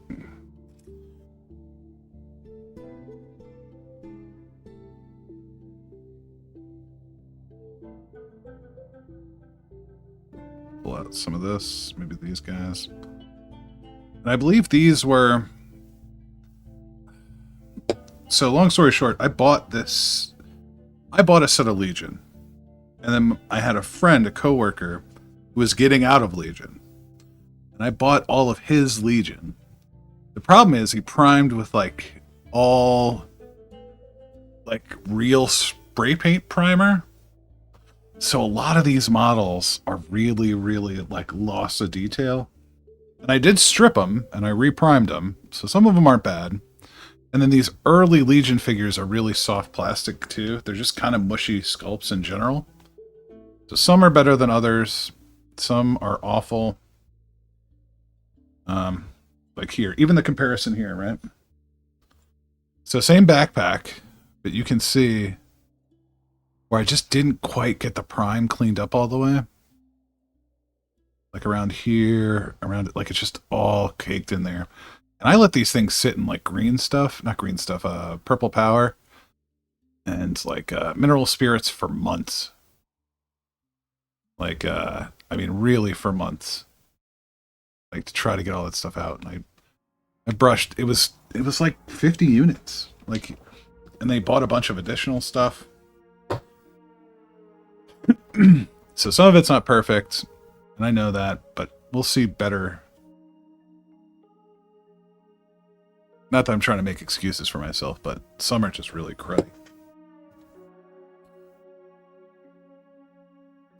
Yeah, I think so. And that's really all I'm painting for. I've got to do a ton of these.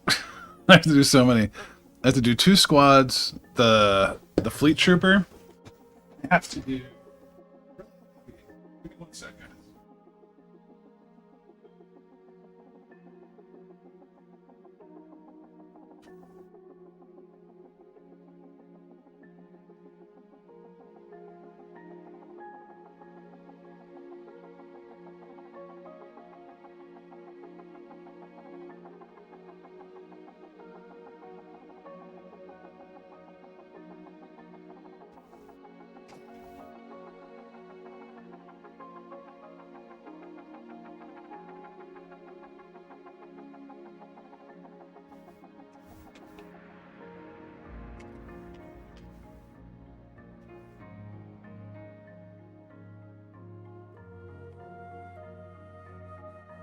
So I didn't even do the mechs yet. Yeah. Wherever they went. Oh man, did the prime go all south on me? It might have. I didn't think it was that humid today. But long story short, we've got this whole T16. This is going to be my custom proxy for the T47. And I'm really happy with. We did this yesterday morning. We've got these Womp Rats here. And then this is the flight base for the T16. So that'll be for that. That'll be our flyer proxy. We got this to do.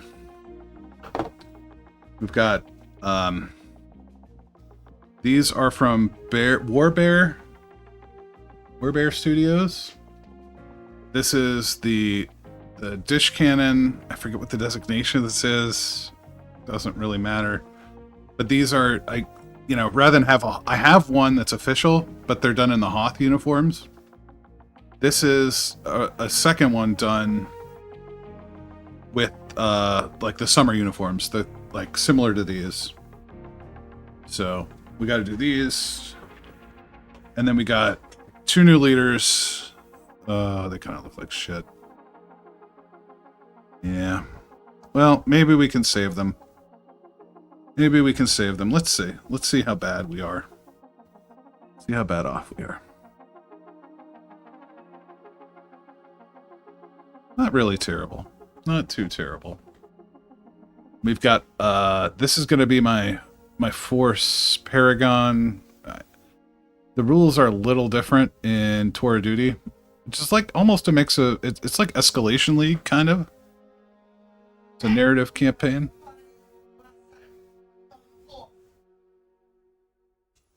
And this is I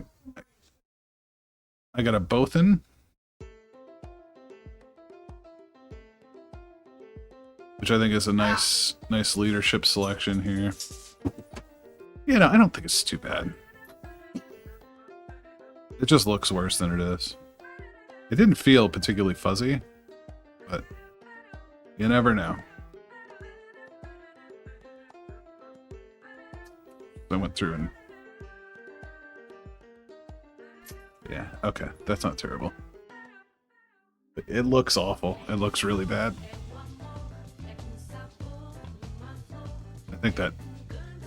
I was trying to use the end of that like white primer, or off-white primer. So it does look a little crappy, but it doesn't appear to have really affected the texture much. So I think we're okay.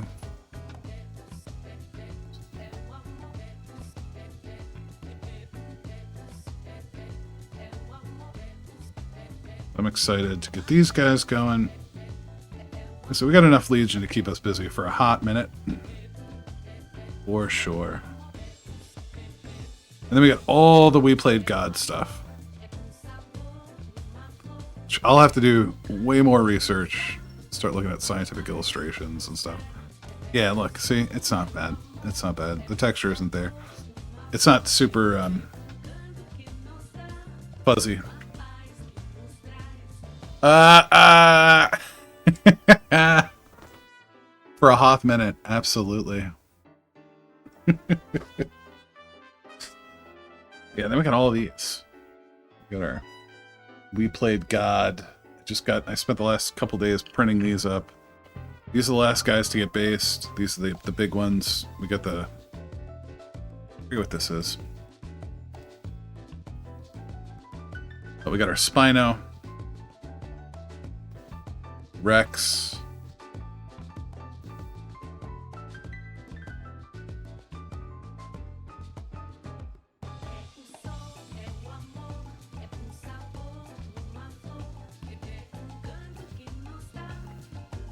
Plenty of stuff to do. Plenty of stuff to do. I'm probably going to do this mostly in the airbrush booth. I want to do some panel lining. I want to do some other stuff here. We'll do the base. Yeah. Really excited about that. Really excited about that. Yeah, so far I think for our test figure, pretty happy with it. It'll play. It'll play on the tabletop. Now the only other thing I got to figure out to do, I wanted to do unit designation. So do I do...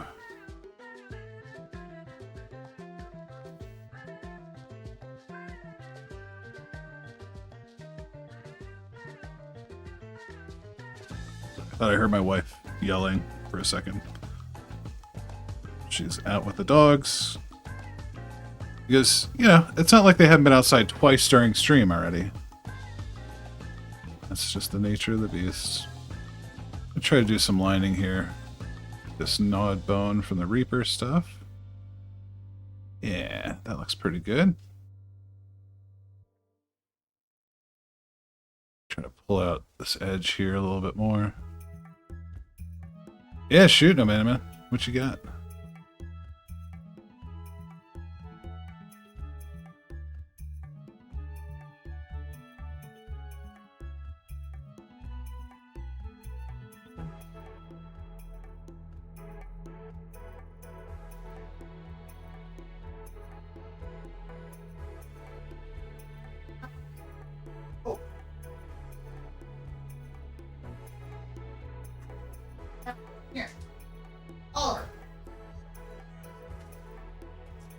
Oh boy.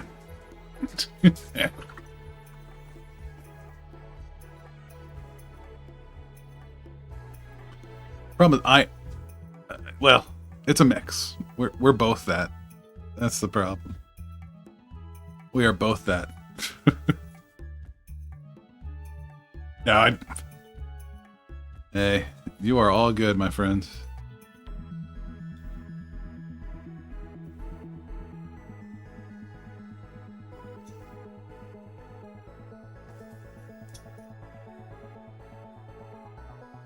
I am not,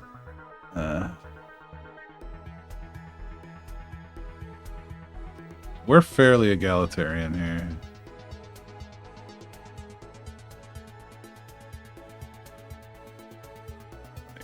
Man, we just gotta get shit done. We're both professionals. There's no, like, you know, no room room for any of that stuff, any posturing.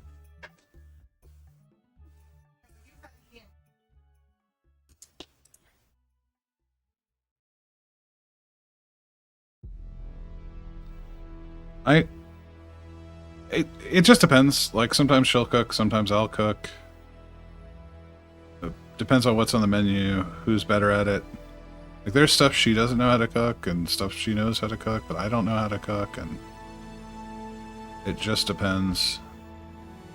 I really want to try to pop this ribbing a little bit here. Yeah, I think that's the important thing is, you know, I don't know.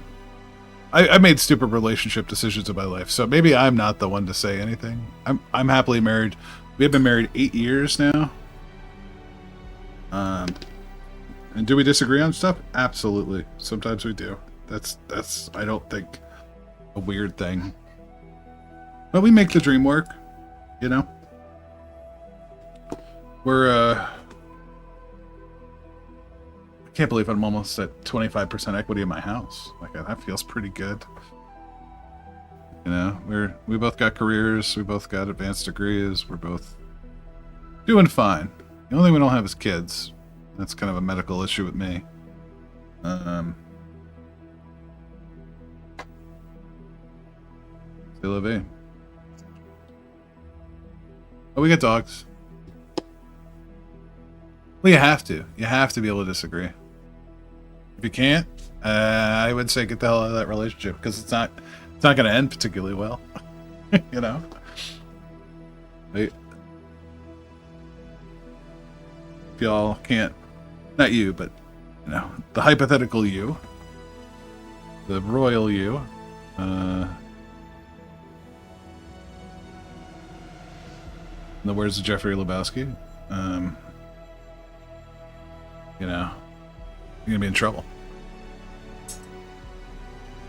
She lets me do my thing. I let her do her thing. Do things together. Like her thing is she is a big Pokemon collector. That is her thing. She loves Pokemon cards. She doesn't even play, but she loves to collect them. Binders on binders. Sadly, her hobby, not sadly, but her hobby makes more money than mine. I don't really want to do commissions. I'm perpetually behind in my own stuff, let alone for someone else. But she'll rip packs, and then she'll be like, this card's like $200. And I'll be like, okay. And then we have, I don't know, probably still $100 of store credit or local game store. Because she doesn't play. And I mean, I have a couple decks I built for fun, but...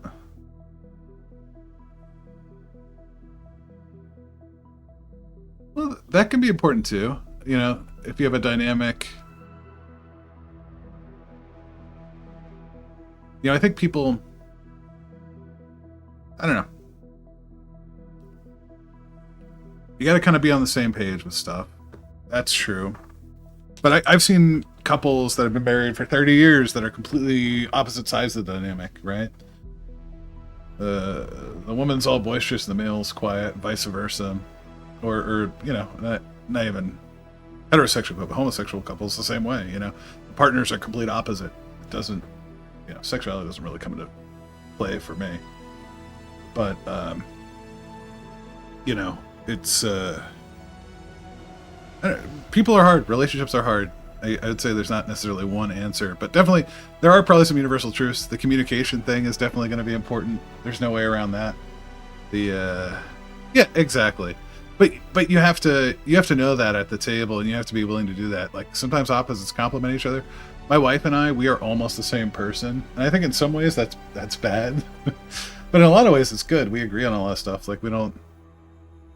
Yeah, communication is key. Respecting boundaries. Yep, 100%. You got to know what that person's push is. What, you know, feed their aspirations. Feed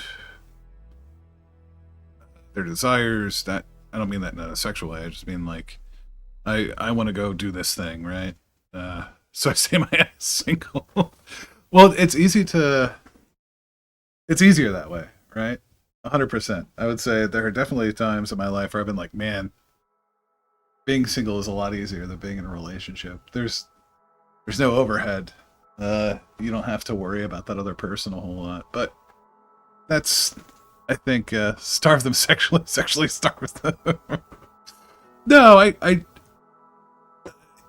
you know what I mean. Support their hobbies, push them in their desires. That's really what I mean. I use desire to, I didn't want that to be misconstrued. That's a whole different cover. That's the late night Fisher stream. This is the morning Fisher stream. We're wholesome right now. But I don't know. It all depends on how, the dynamic. Tell us explicitly what you mean. I don't have anything. I have nothing to tell you. I don't know. I just think, communication about sex is pretty important. I will say that. And some people are asexual. Some people have very low sex relationships. I think that's fine. And I think that changes over time. I don't know. Just depends. Everyone's a little different.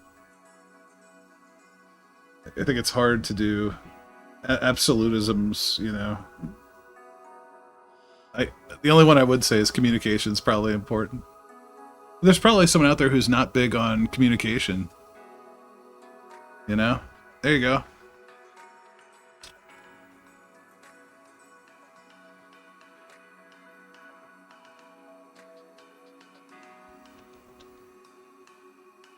At 18.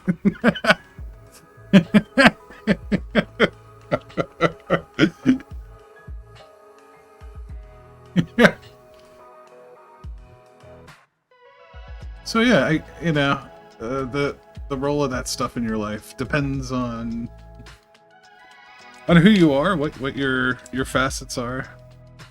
Human sexuality is incredibly complex. I love how we can. There's a movement currently. I don't want to say a movement, but there's a zeitgeist, a counterculture, whatever the hell we want to call it, that seems to want to reduce human sexuality to like a stark binary, and I don't necessarily think that's the case. And I'm not going to get into discussions about gender, sexuality, biological sex, all that stuff, because I worked for years as a biologist, and I will tell you that it is not that simple. It is not that simple at all for anyone. It is, you cannot reduce it that way, because it's way more complex than that. Here in the state of Florida, right? We have a fish. Actually, it's most of the Atlantic, to be honest. The red grouper. Fenny.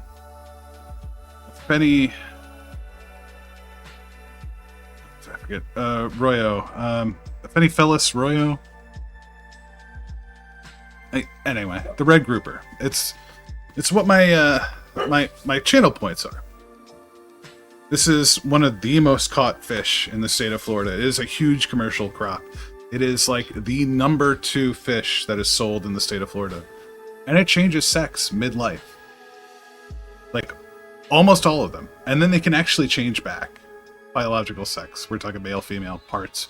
They spend a not insignificant portion of their life as hermaphroditic. And not to compare humans to fish, but life is wild. Life is not...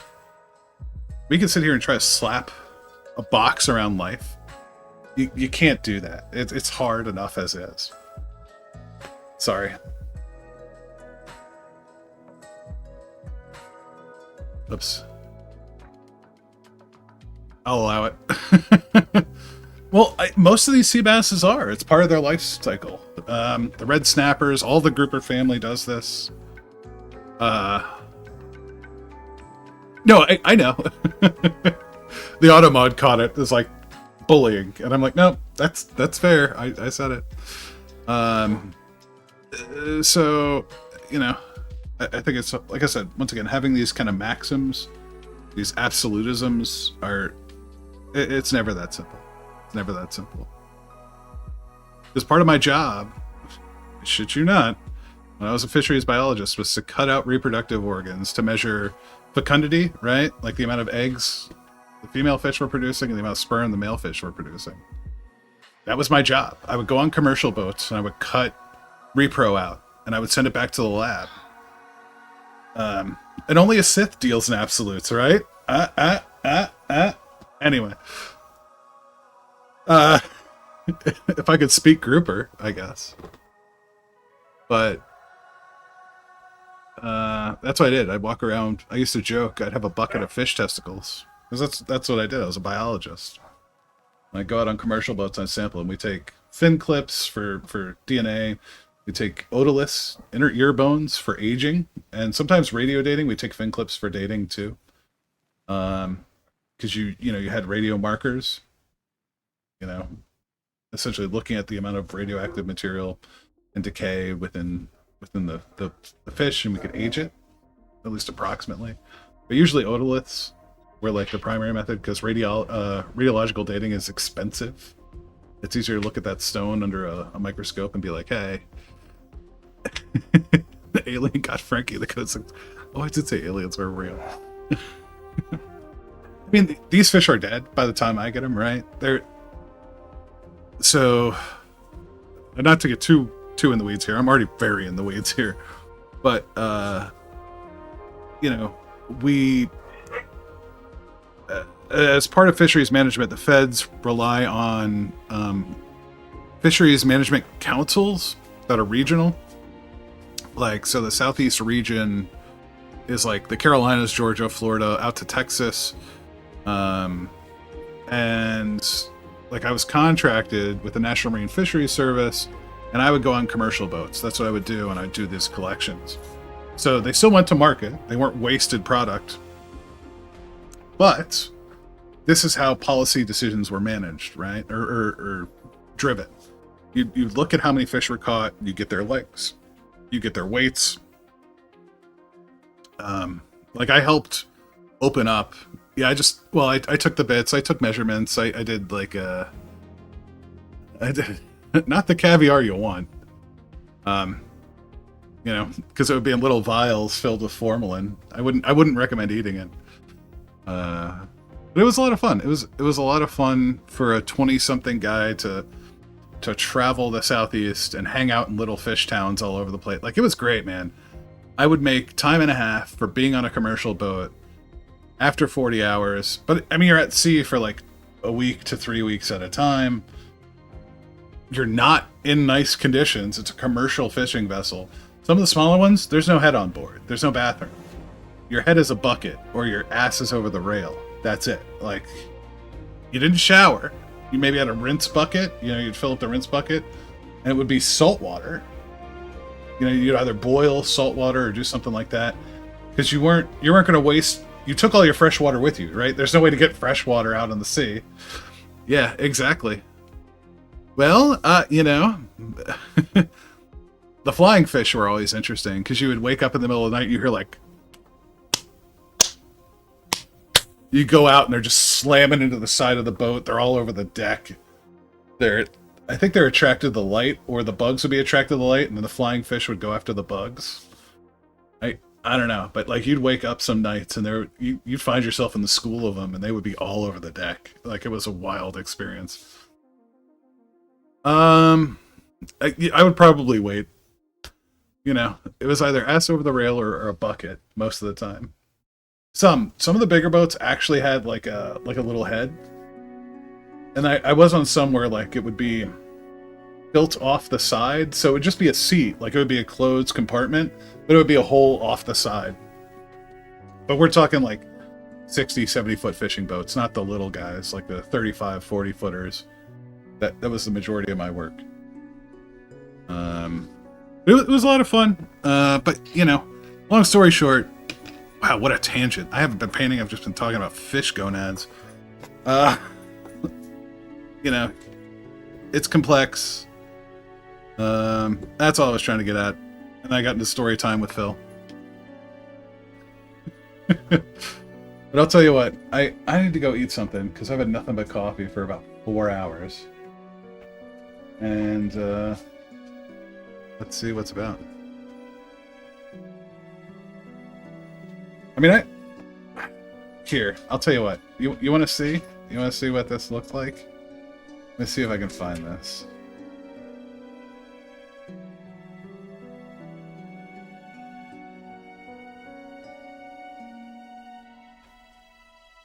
Here. I'll show you what Fisher looked like back in the day. And why my name is Fisher. This is part of the reason.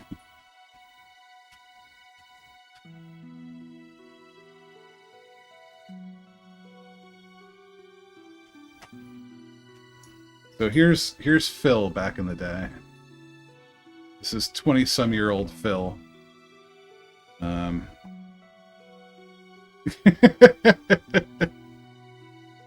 man, it's Florida. It's... yeah.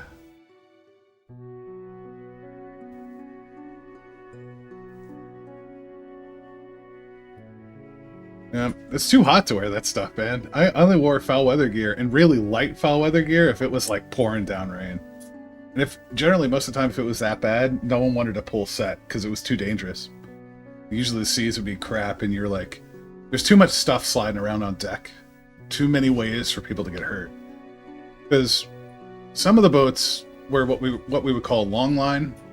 So you have about 2 or 3 miles of steel cable hanging on the back of the boat, and you clip leaders with like hooks that are like 4 inches long, and it's going out the back of the boat, and you're tied to like 4 miles of steel cable, like, I don't know, 1/8 of an inch steel cable, maybe 1/4 of an inch, but depending on, I don't know, maybe like a couple eighths.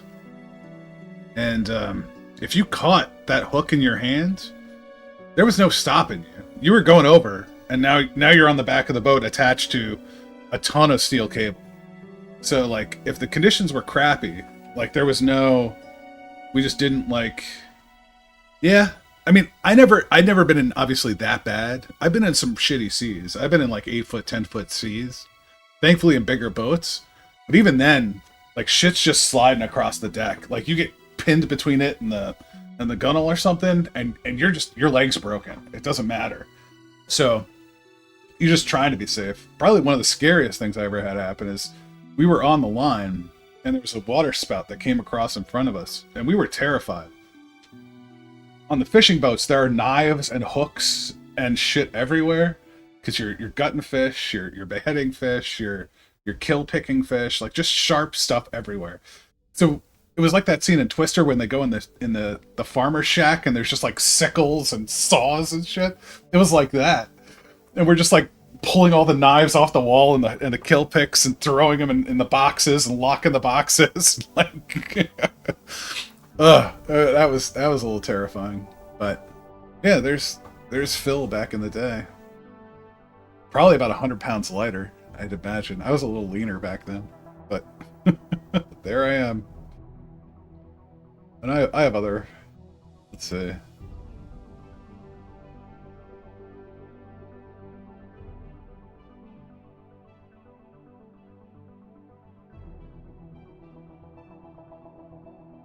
There you go. This is like a smaller one. Kind of hard to see, the lighting sucks here, but this is a big old sailfish. These guys were like rod and reel dudes. But yeah, they nailed the sailfish. That was a pretty fish, man. Oops, sorry. I don't think it... there we go.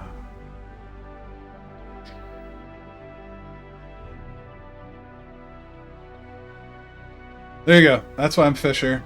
Partially why I'm Fisher. Yeah.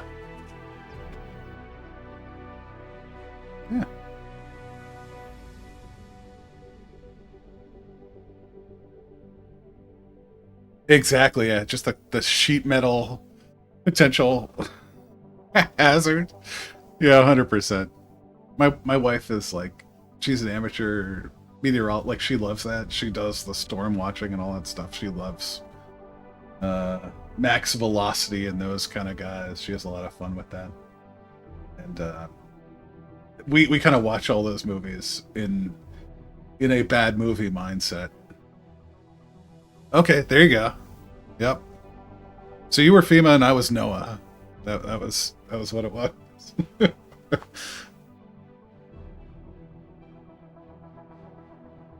Yeah, sometimes you just gotta buy in.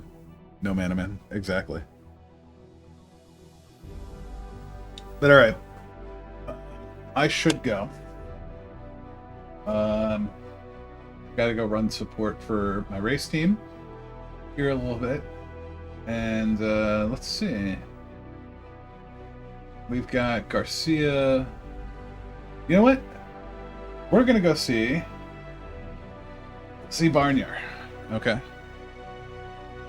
I really want to do one of these kits. He's doing an ochre wood haul. Yeah, exactly. You gotta have fun with it, right? I think AWOL rated him the other day, but he is good people. I love talking with this dude. And I really want to do one of these ochre kits. OCHRE. They're very expensive, but they're all wood kits. They actually just released a Spitfire with all wooden ribbing, which I really want to do, but it's like $400. It's like not a cheap kit. Like I bought it like a $150 Tamiya master grade kit. No, I can't. One day we'll see. We'll see how that goes. It's a lot. They're real pretty though. The interior is all the wood. It's all wood ribbing. You have to build the wings. You do the canvas over the wings. You do the whole like it's really pretty, but it is not a cheap kit. But let's go say hi. Exactly, or a mosquito or any of those. That's why I was so turned on. I was like, oh man, we could actually do a wood one. That would be so sweet instead of some plastic. I want to get back into it. I do love plastic, don't get me wrong. I love doing this, but I do want like a grand kit to do. I've been thinking about doing some naval stuff, and he's doing like a little forget what it's called, like a little schooner, like a two-sailor. Yep, exactly. Balsa with a... Yeah, they're functional. Like I had an uncle, or not an uncle, but like a great uncle. My mother's cousin's, I don't know, we called him uncle, in Germany, and he would do RC planes like from the ground up, but not with canvas, with like the plastic shrink, but he would build them all. Okay, well, we called him uncle. I you know, what do you even say those far distant relations? But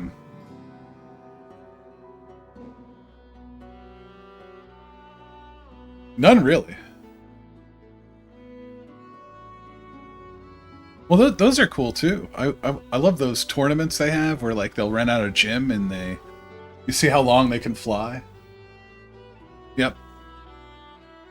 We had like the little like the balsa gliders, but not like the nice ones with the actual wings, like that could generate lift as opposed to just glide. But we're gonna go see him. These good people. I know. I'm sorry. I'm sorry.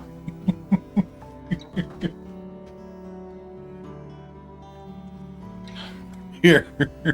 I want to go eat breakfast. I think I need to put like a non-sub emote. They're running the line in the background. But yeah, go say hi to him for us. We're gonna say hi to him. Good people. Yeah, we'll do it again soon. I might be back tomorrow with some just some games.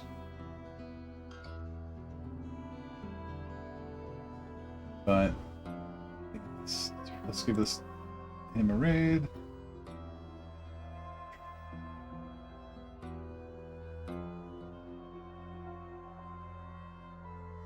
Until then, I'll see you guys later. I'm going to keep working on this stuff.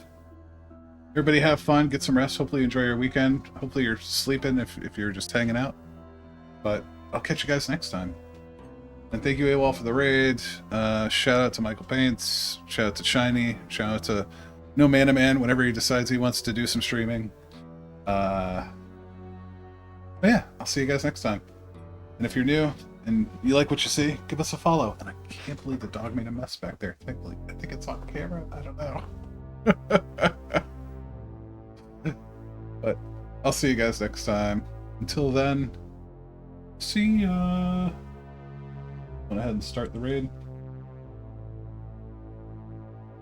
See you all on the other side. If I don't see you, have a happy holiday. I forgot it's like Christmas, New Year's, Kwanzaa, Hanukkah.